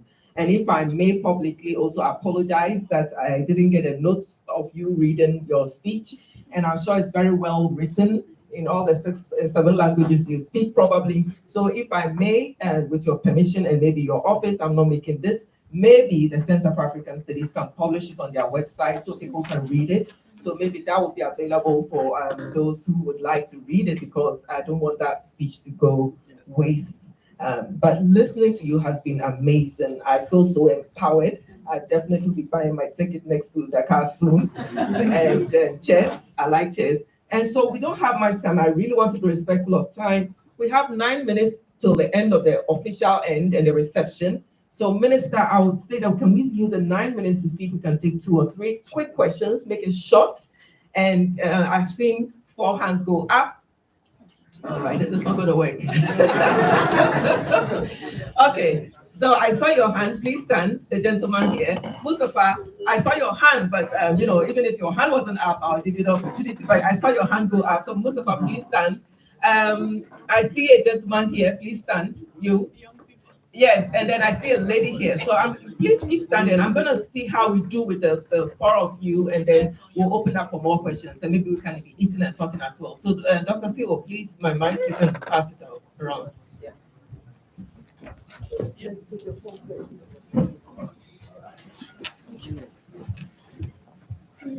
Hello. Good evening, Excellency, Ms. Pearl. I hope you're doing well. I'm Rishabh Ganguly, an honors freshman double major in political science and economics from India. And I was formerly a senior advisor to the G20Y20 president that actually oversaw and integrated African Union into G20.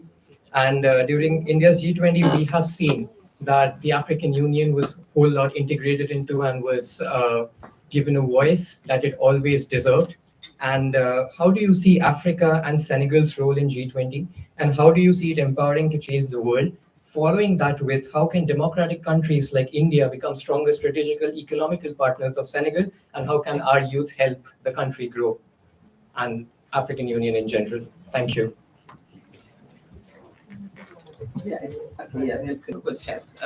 I'll just answer real quick.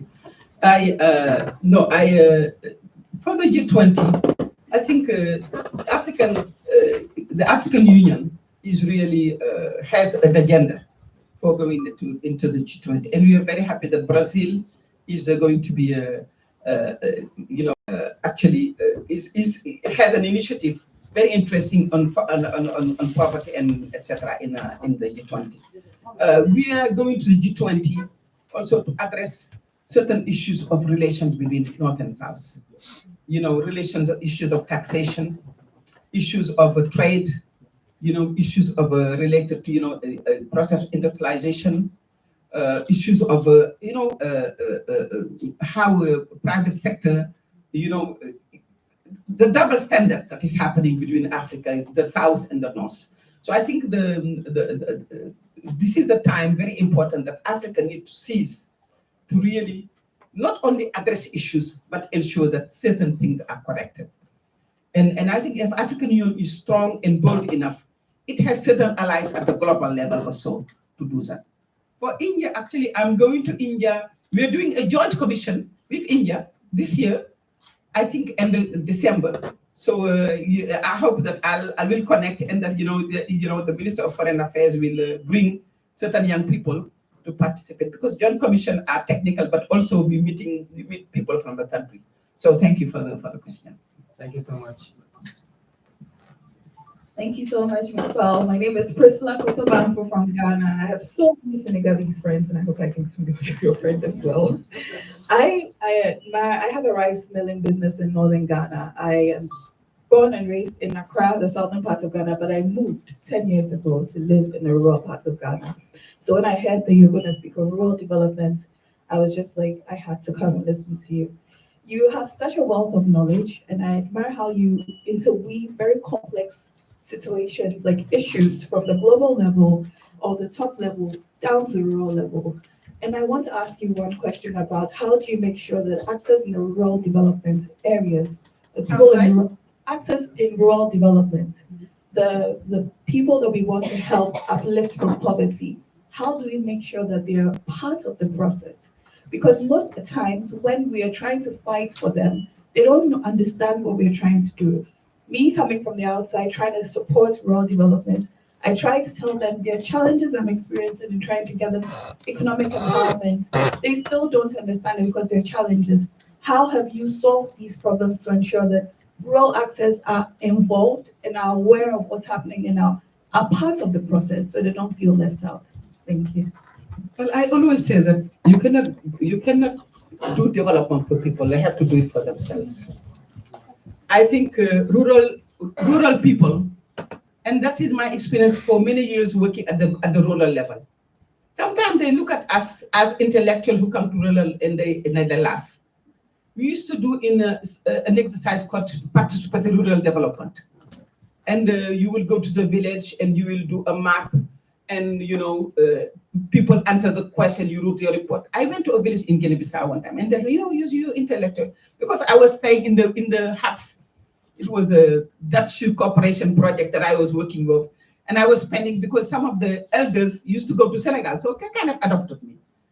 And then they told me, as we were discussing, they say, you intellectual, you come here, you do your drawing, you think that you can tell us what to do, you ask questions. We have memorized all of the questions you ask. And when you come, we answer the same, we know how to answer the question you ask, we anticipate already your questions. So, and just to say that, sometimes we go to rural areas, as intellectuals, we have a position that we are the one who have the knowledge, and we come to teach them. When we have so much to learn, people may not have water. They may have very, I would say backward, but very unmechanized forms of agriculture, etc., etc. But they are very intelligent because they are doing things I cannot do, farming. So I think that when we talk about rural development in Africa, we have to first of all ensure that our people that are farmers own their land. Today, there is a huge effort of land grabbing in Africa and people are saying, okay, we need to privatize the land. Come on, 60% of arable land in the world is in Africa. This land belongs to Africans. It cannot be given to private sector who come and farm and use farmers as workers and be paid very little to go home and survive. That's not right. We need to ensure that farmers have access to equipment, to good crops, and can farm, sell, produce, and sell in the market. That is development. And have good schools, good health centers, and that food can be transformed with be it milk or meat or food or whatever. That is development. But development is coming, okay, I've had enough time in rural areas to understand that we need to review the way we talk to people, the way we, relate to people. And people know what they want. They may not be educated, but they know what they need. So I think it has to be something that is done together. And listening and learning and understanding that you are coming also to learn. Maybe you also have something to teach, but I think that has to be done. But I think rural development, the way it was done, is being revisited in certain countries. And I think, I just see what Lula has done in Brazil. It's a program for Mesoro. And in certain countries in Africa, people are trying now to see another way of empowering rural people, not coming to teach them. Thank you. Good afternoon, Minister Fall and Dr. Dawuni. My question is if there is a role you can see for African Americans and other members of the diaspora living outside of the continent in playing and fostering a more equitable relationship between nations like the United States and Senegal. And may I just add that my name is Garrison Andrews, and I'm a member of Howard University's Humanities and Social Sciences Scholars Program. Okay, thank you. Well, I think I said that. I think there's a lot of things we can do. There's so many things we can do within the African American community and African community, especially in the US. You have very successful entrepreneurs in the Black community here in the US. You have in all walks of life, in all fields, in all areas. I think there is a need for more organizing in terms of investment in private sector. There is a need for more organizing in terms of transfer of technology. Today people are talking about artificial intelligence. I'm not even going there. I think just in terms of transfer of technology, sharing experiences, young people who have studied here, going back home and being given the opportunity also to contribute. But also, different other forms of exchange that are just not through private sector, but coming here to learn, but going back. I think there's a lot of things that we can exchange in terms of human exchange, but also in terms of private sector investment. African countries a lot are opening up to call for private enterprises to come and invest in the countries in sectors that are very important, be it in agriculture, but in the process of industrialization. I think one of the things that Africa is calling today now, that the raw materials that we have in the country be transformed domestically. And in doing so, there is a lot of companies that can be created, but to transform the whole issue that people are talking about, value chain. I mean, I'm not using value chain as a panacea for anything, but I think that there is a room for really industrialization in many countries. There is also important, areas in agriculture that you need to reinforce. I mean, I think that and I would also talk about the whole issue in artisanry. Africa. I mean, my country, Senegal, is known for really clothing, designers, clothing. There is a whole. I mean, what I'm wearing, if you mind it, is a Senegalese cotton that was dyed, that was sewn in Senegal, that was woven by Senegalese and made in Senegal. So to tell you that there is so much exchange that can be done, not just from here to Africa, but there is a lot that can be also brought on the other side. So I think we need to foster exchange in different areas, but what we need is to transform our raw material that are being produced in Africa instead of that not only creates jobs, but it adds value to what we're doing. It brings, of course, financial resources into the country. So I think that there are many areas of collaboration between Africa and the African American community, and I would like to be among the ministers of foreign affairs that will contribute into creating a qualitative leap into that process of partnership. Assalamualaikum. Waalaikum salam. Soxna Yassine Fall ñu ngi lay nuyu di la ziare di la dalal bu baax a baax fii ci Howard University di la yóbbante suñu nuyoo ci président Diomaye di la yóbbante suñu nuyoo ci premier ministre Ousmane Sonko di la yóbbante tamit ci xëy na premier ministre xam nañ ne liggéey bi bëri na lool waaye nii nga def noonu la. ñu ngi sàkku bu baax ci moom muy wër université yi nga xamante ne sénégalais yi ñu ngi fi africains yi ñu ngi fi ngir ñëw di amal communication bi nga amal ak ñun am na solo lool ñu ngi la si jaajëfal bu baax. Hello everyone, my name is Mustafa Hoyek. I'm a PhD candidate in political science, and I just said in all of that I'm very delighted to have Her Excellency Ms. Yassine Fall here among us, and I welcome her to our community at Howard University. I'm from Senegal, and I have one question, maybe a two-part question for you, Ms. Yassine Fall. My question is related to what you mentioned about solidarity and Pan-Africanism and integration. We saw that 2 months ago, or a few months ago, ECOWAS designated President Diomaye Faye as the middleman between the alliance of Sahelian states, Burkina Faso, Niger, and Mali, and ECOWAS to kind of make sure that they come back to the organization. So my question is, one, has he accepted the role, President Diomaye? And two, what updates can you give us? Because we saw that the situation in the alliance of Sahelian states is solidifying really quickly.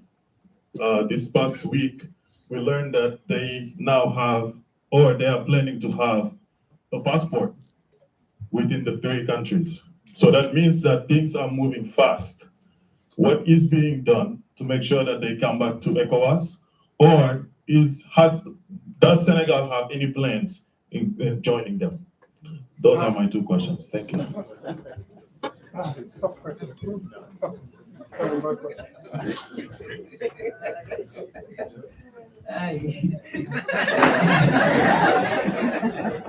yow sa waay doy nga waar de. waaw maa ngi leen nuyu ma wax tuuti rek ci wolof di nuyu waa Sénégal gis ngeen seen benn doom a ngi fii ci université bi di jàng si sama université bi ma doon jàngee man kon kooku moom continuité lañ koy wooyee kon di rafetlu bu baax li nga laaj da nga laajte mbirum Sahel c'est-à-dire ECOWAS ak AES ñetti dëkk yi nga xam ne dañu lëkkaloo taxawal seen bopp ñu dañu bëgg génn ci tey ci kuréel boobu ñuy wooyee ECOWAS ma lay tontu nag ci anglais ah ndax ci anglais nga ma laaj te nit ñaa ngi xaar ma tontu leen ci anglais. Thank you very much. I really appreciate the question. Interesting. Something. I think yes.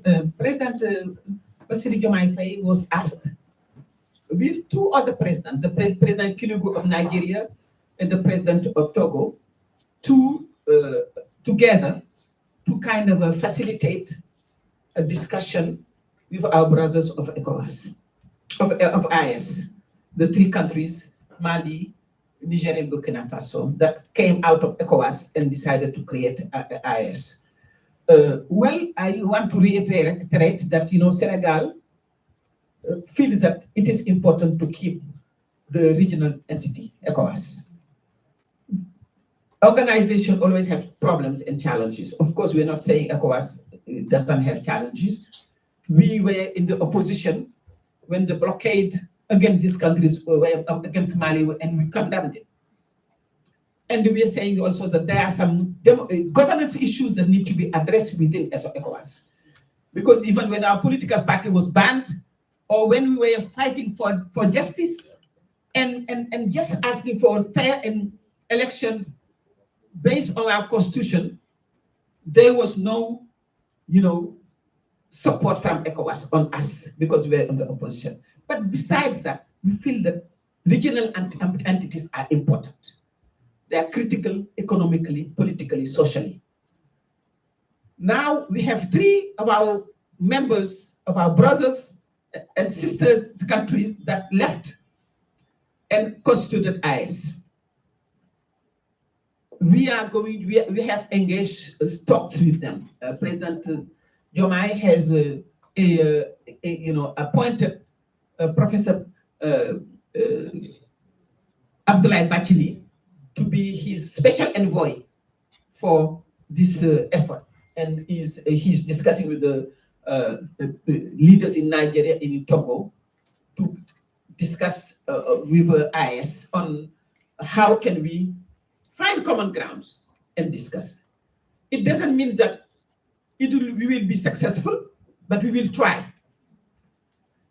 But even if if IS decide to continue as IS, Senegal's position is it will still be.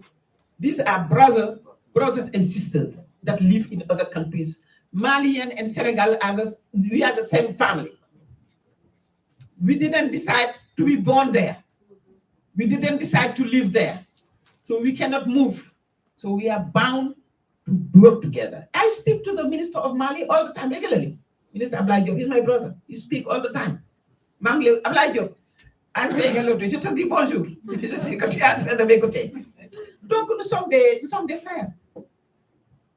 L'idéal, the ideal is that for us to get together. But even if they decide, ultimately, I'm not wishing to stay with their own, and we respect that, because it will be their decision, and they are, in sovereign countries that decide to do that. But we will try our utmost best for the ECOWAS family to be together. Now, Senegal is in ECOWAS, is not joining any other country or any other entity. We are a member of ECOWAS. No entity is perfect. There are many issues that need to be improved in ECOWAS, including the court and etc. But we want to work within ECOWAS and improve that. So that is my response. Thank you. So For those of you who have never heard one of, it's amazing. It's just a beautiful language. So you heard, and I'm so glad, Minister, you talked about the importance of language, and Mustafa brought it to light. You responded, and I was just looking and thinking, wow, wow, it's another Senegal word. Wow means yes, yes, wow. So when I went to Senegal, everything they are saying, I said, then they start speaking a word of it, I'll just say, wow. If they want to kill me, I'm like, wow. But thank you so much for that question. Very political. It's helping your dissertation. I know you will. But Minister, once again, I want to be respectful of time. We're supposed to be ending soon, but this is so great, and I really want to take a few more minutes. And you may have seen me on my phone, and you're thinking, why is she moderating and texting? It's technology.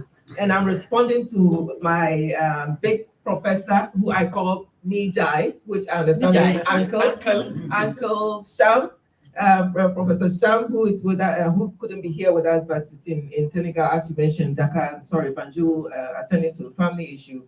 And so he had a question here, which I think I have to ask on his behalf. And once I'm done, I know their hands up. I apologize in advance. We can probably do networking with the minister. Just a few minutes, talk to her, let somebody else come and ask you a question. I really am sorry. But I'll take the last question, because we at Howard are homely.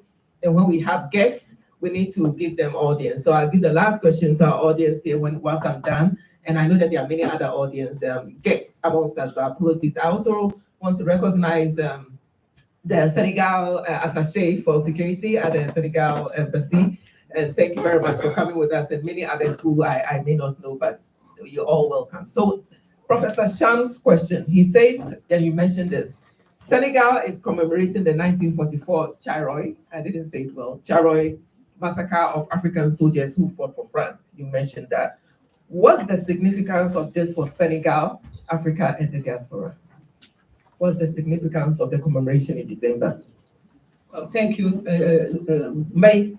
maa ngi lay nuyu di la jàll encore ci suñu frère bi ñu ñàkk di la ko yàlla na ko yàlla yërëm te yéexe ñu yàlla na ko yàlla may leen xolu muñ te yàlla leen dëddu jàmm ak salaam yàlla na suufam sedd. It was just praying for his brother. Yes, I think Senegal's commemoration of Charoy has a lot of significance. First of all, I think we need to learn to tell. Usually, John Henry Clark used to say, history is told by the winners.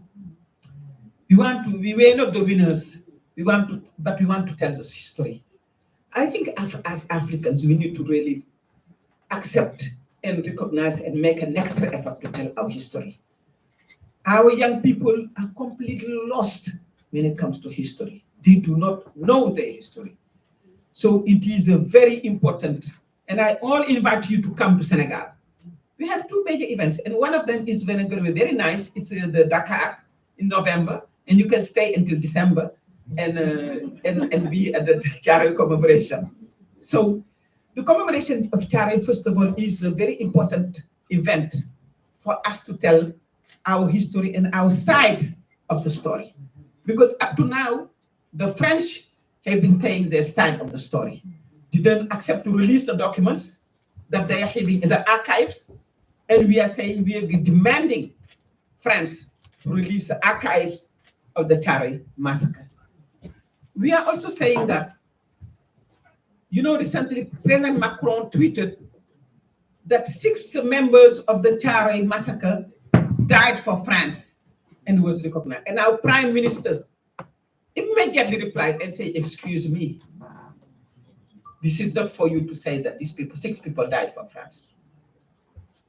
You cannot, they died for humanity, for the whole world, and they died to free France, but they did not die for France only. And you cannot just recognize them like that. The recognition, you are trying to cut out a project under our feet, because we are doing accommodation in December. Our Prime Minister he's a Pan-Africanist. Let me put it that way. So the French need to accept us telling our side of the history. And our side find is it will be told from the archives, it will be told by people who lived it, because families are still here, and it will be a very important event in terms of sharing from our own perspective what Charoy means for us. Charoy is a symbol of colonization. It's a symbol of betrayal, and it's a symbol of violence.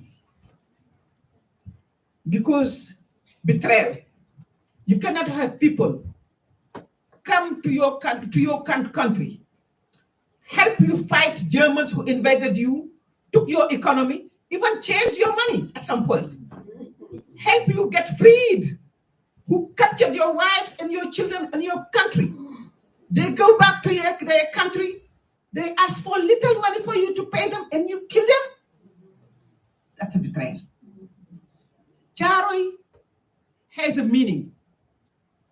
It means also, it's a symbol of colonization. It's a symbol of domination. It's a symbol of dehumanization. There is no higher level of dehumanization when people fight in a world war, come back in their community, in their country, and ask them for pennies, and you kill them, and then you say there was a mutiny. You lied on their back. There's a French, if I had my phone, I would really tweeted, Aurélien Taché from the French left, who tweeted recently about Charoy. And he said, Charoy, the massacre of Charoy is a state lie. They have the right to get back their archives, and the French government should not try to twist history. That was, in a way, the French member of parliament, Aurélien Taché, who tweeted that. So by celebrating Charoy, we celebrate African courage. By celebrating Charoy, we also remember bondage, because you cannot have soldiers that you pick up, take to war, bring back, and think you own them so that they can even speak up. By celebrating Charoy also, we bring back memories that people don't want us to talk about. We have to talk about it. It's like in the US, everybody say we have to talk about slavery. Why in the world, as Africans, we are not allowed to talk about colonization and what happened and the horrors of colonization? This is one of the symbols of the horrors of colonization. And after that, silence, after people were killed, because this was in 1944. So this is a way of saying never again for any people to be in bondage to the point where you can be killed and everybody is silent. So I think that in claiming our history, we need to remember what happened. It doesn't mean that we're going to beat a French person in the studio. No, we will not do that. We are very civilized and not violent people. But we need to know what happened so that we can teach to our children, so that French children can understand that this was wrong and it should never be again done on this earth. It's a shared history. It's not beautiful, but it's a shared history.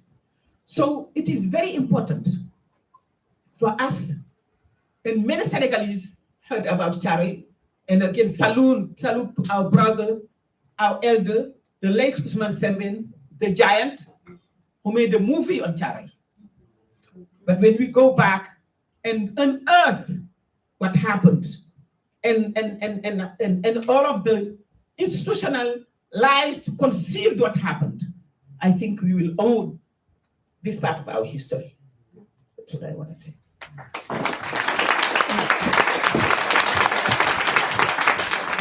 Madam Paul, my name is Melvin Foote, and I'm the president of the Constituency for Africa. And we work to educate Americans about Africa. We work to engage the diaspora. We work to shape U.S. policy toward Africa. Now, some of us are thinking that the next president, we have a presidential election coming up. We think that the next president will also be a Howard alumni, Kamala Harris. And so, inshallah. So we think that, so my question to you is, what advice do you have in terms of U.S. policy toward Africa? We're trying to get some strategies together to press Kamala Harris once she becomes president on U.S. Africa policy. What advice could you give us on U.S. policy toward Africa? Well, I think US is part of Africa, first of all, because Africans built this country.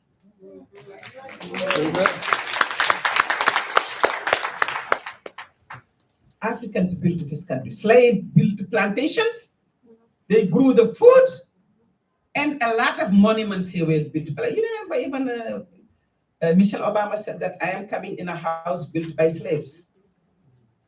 So, and these Africans need to know that. It doesn't mean you're gonna come and say, I own this house, but it's about claiming our history. You can walk in the street with your head high because your ancestors contributed in building this country. That said, of course, every country now has its boundary in its laws. It doesn't mean that you can come to the US and without going through due process. I came here in 1980 and I was a student. I had a visa and I came in. So, but it means that there is a lot that the US owns to Africa. And there's a lot that the US can do with Africa. And I think that we expect that the next president, I'm not voting, I'm a Minister of Foreign Affairs, so I have to be quiet. But we hope that the next president of the United States takes this very seriously and fosters relations with Africa because of its history and because of its contribution to Africa. I have a brother who is in Washington, D.C., Baba Zulu, who I invited, but I'm sure I know him last minute. He was one of the founder of Ujamaa Shule, Ujamaa School. Why my children went? My little children went to Ujamaa when they were little kids. And I say that it is important that those of us who are in the continent and those of us who are here, be it those who came recently or those who came from the boat, understand that the relation between the US and Africa has to be strong, it has to be dynamic, it has to be fair, and it has to be supportive, because our people are here. And this is something that I understood. I mean, I remember one time I had a friend of mine, my cousin who came from Paris, came to my house, and he was talking about African Americans. Oh, these people are lazy. I said, get up. I said, go out. You cannot say this. You know, I said, you know why you came here? As Africans, you're able to get a visa, come here, because Africans were here, were born here, were enslaved here. That's why you're able, otherwise you can't be able to come here. When Africans are jailed, you remember the fire that happened in the family? Was it in New York or here? Where when Black people lined up in the winter, it was end of fall, going to pay tribute to this family. It made me shiver. This is beyond us. It's in our DNA, and we need to understand it. And we need to understand that there is something that we share. We share this people of African descent. We understand it. And we have to understand that this is a history that we share now with all people in the United States, be they Black or white, be they of Indian descent or of Latin language. And that means that there should be a very specific and special relationship between the United States and African Union, between the United States and Africa, other countries. And that's what I said when I first went to Brazil. When I first went to Brazil, it was when Lula was elected, and I was just on mission, but I went to the UN and I say, why is in the UN there are no Black people working here? I'm going to put in my report in UNDP. With all the people that live in this country, how come? So I think that And we can do better as Africans also, and the US can do better. I think we can, I wrote a paper when the African Growth and Opportunity Act was the bill first came out. I think we can improve the trade relationship. I think we can improve exchange policies. We can improve transfer of technology. I think we can improve foreign direct investment. And I think we can, and Africans are coming here to study, many of them. And I would really say that also there has been a very conscious effort to support students to come from the US government. And I was telling that to the French government. You cannot have the US. You go there in the same day they give you a visa. You cannot access the US. You go get a visa, they give you a visa for 10 years. And you go to France and they tell you, you cannot go to France and reject you and they take your money. You can't do that. Get your act together. The US cannot do better than you. So there are things that we have to recognize when we are fighting in opposition. The US government, Congress and Senate, several times wrote papers of concern about the democratic situation in Senegal and asked for the government to follow the constitution. That was very important. And I told that to the ambassador. So I think that there are very, very important things that Senegal today is a democratic country. It's a peaceful country. It's a safe country. It's a country that has a lot of dividend, democratic dividend, demographic dividend, and economic dividend in terms of its wealth. But it is sitting also in a region, a region that it cannot get extracted from, that it needs to work with. So we ask our partners also support our regional initiative, support the development of the Lake Chad. African Union has very bold and important projects that matter for us. And we say to our partners, do bilateral, but also at the multilateral level, work with us for things that enhance the continent, that advance the continent. So I think that really, I feel that I'm able to come in this country free because I had a visa before even being a minister. And I salute that, because when I was worried about, being jailed, I went to my house in New Jersey and stayed there for 5 months. And I was traveling and coming back because I had a visa. I'm not a US citizen. I came here in 1980. But we decided we will never take another nationality but a Senegalese. I only have Senegalese passport. I only have Senegalese citizenship. But I was able to come here. So I think there are things that we need to look at that are good, and there are things that we can improve, in the US-Africa relationship. I think there's a lot of things in terms of trade, in terms of cultural exchanges, in terms of, supporting Africa's position at the global level, in terms of its negotiation in the UN, in the G20. There are things that the US can do. Other big countries are doing that, but we also hope the US. I am going to make a plea for Cuba, because Cubans, like I say, Africans built the country here.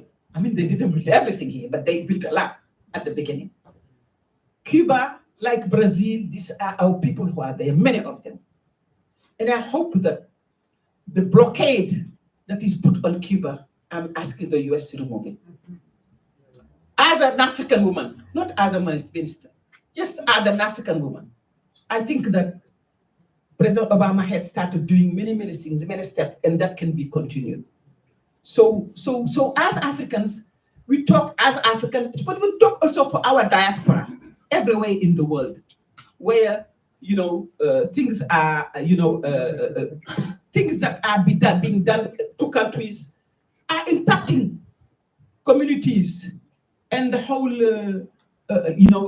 humanity. So we are as one people, we are human beings, we are the human race. So let's promote, solidarity and global solidarity. Thank you.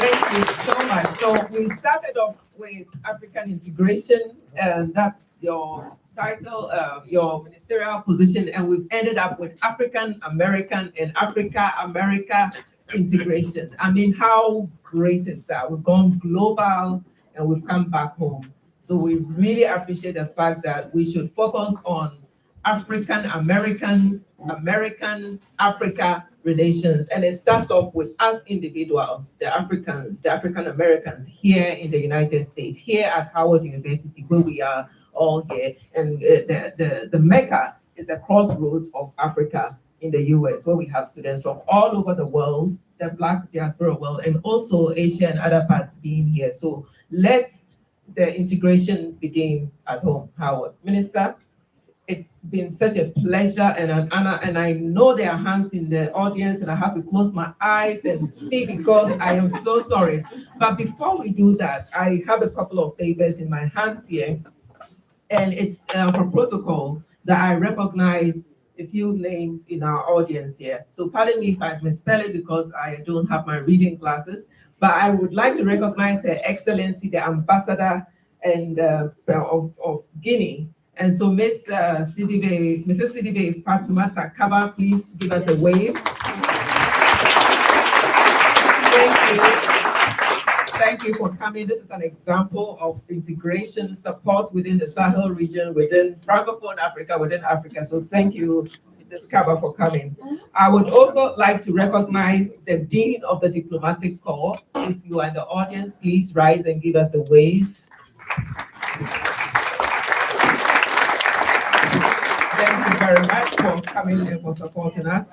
I would like to recognize the Minister and Counselor of the Ambassador. The Embassy is in French, so I'm trying to read it. The Embassy of the Republic of Congo in Washington, D.C. Thank you, please rise. And definitely last but not the least, I would like to recognize the Minister Counselor of the Republic of Mali, Noel Diarra. And as I said earlier, the security attaché of the Republic of Senegal, Mr. Sorry, I don't know the military title, but I'll go Mr. Diagne. Defense attaché. Defense attaché. Thank you for coming. And I've also been given the card of the Embassy of the Republic of Gambia, the Deputy Head of Mission, Yakubu Drame.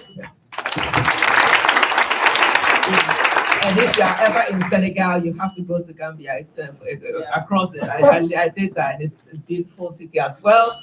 And then I have another card and one more coming. Okay. Go down. Can reverse the card. Morocco, the Kingdom of Morocco, the Ambassador, Minister Plenipotentiary, Alami Hamadani. Please rise. And let's recognize you. Thank you very much. It's written in cursive, I couldn't see, so apologies. I would also like to recognize the Minister Plenipotentiary of the Embassy of South Sudan, Ms. Mary Tiani. Please rise. This is absolutely amazing, showing the support of African nations and others to this event. And for any others that we haven't recognized, we didn't get your card, please know that you are all important. You are welcome to Howard now and anytime in the future. But Minister Fowl, you have to come back.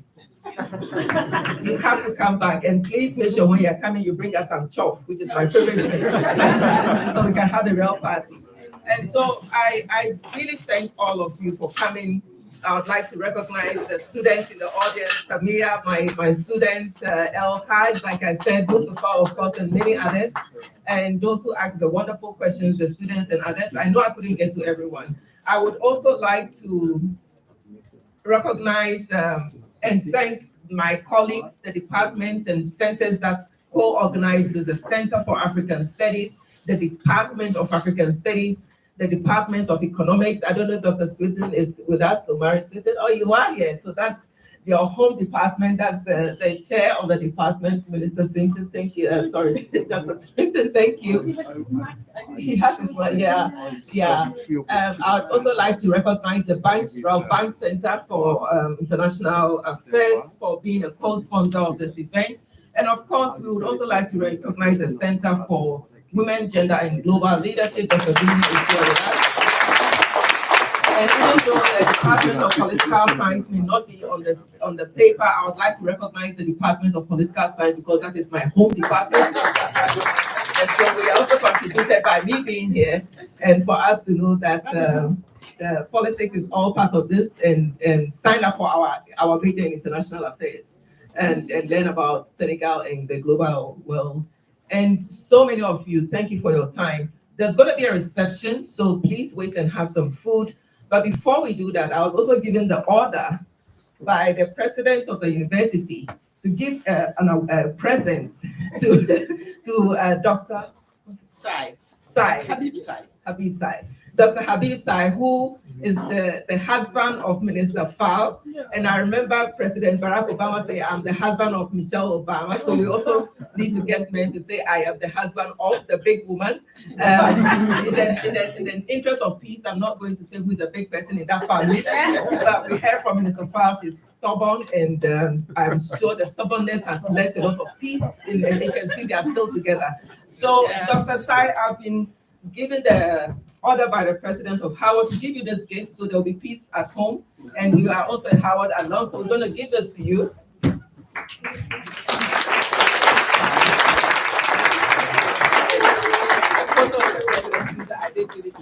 Thank you very much for coming, and thank you for being a supporting husband and for all the good work there. We hope you also come back next time. Oh, and the picture together. Okay. So here we are with the Howard along the couple. Okay. Smile. She's telling you to smile. I'm coming. Absolutely. Smile to my camera. Yeah, smile. All right. Thank you.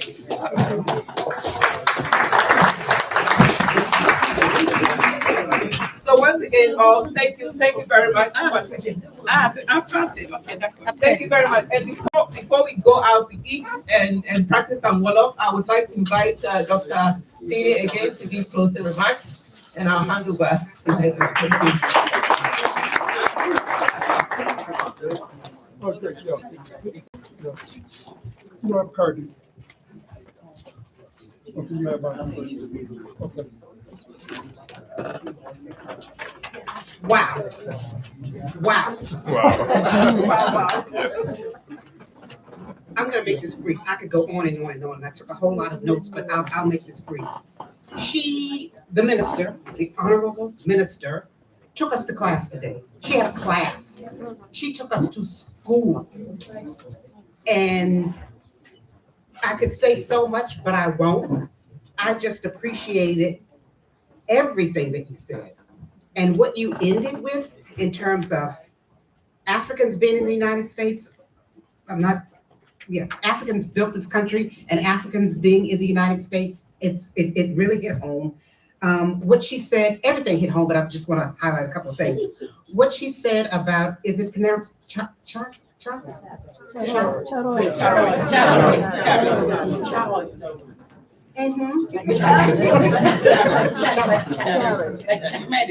Okay, and this is being live streamed, but anyway. In all seriousness, when she talked about that, I immediately thought about African descended men from this country who fought in all the wars. You know that, right? Right. But it reminded me of the double victory.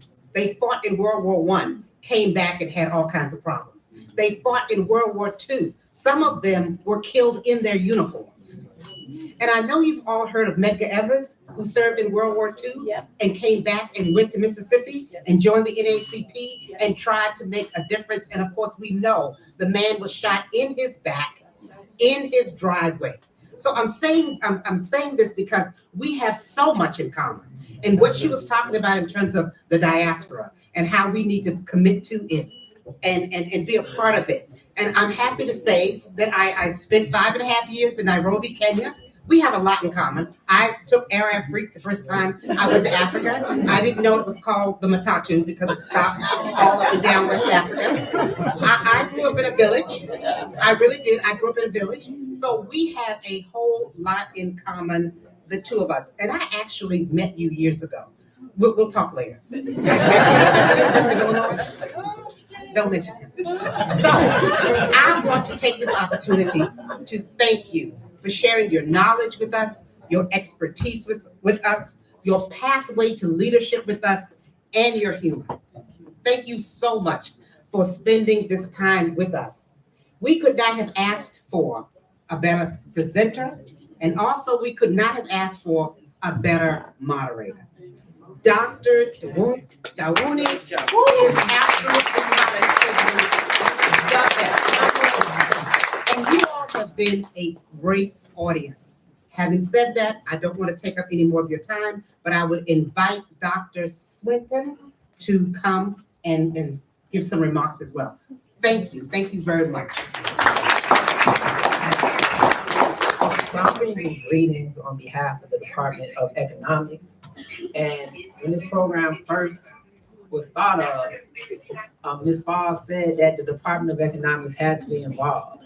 And as a department, we appreciate when our graduates come back and show our current students, because we have around 20 students who came to hear you speak. And so I'm gonna cede my time.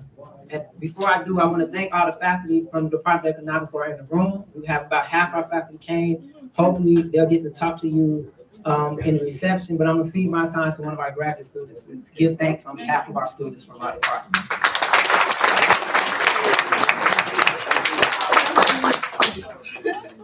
I just want to say thank you on behalf of all my colleagues. I'm Amy. I'm a PhD candidate at the Economics Department, and I'm interested in female empowerment, especially in the Sub-Saharan African region. So I just want to say thank you for your kind word. It was really inspiring. So on behalf of all of our department, I just want to say thank you. Merci beaucoup.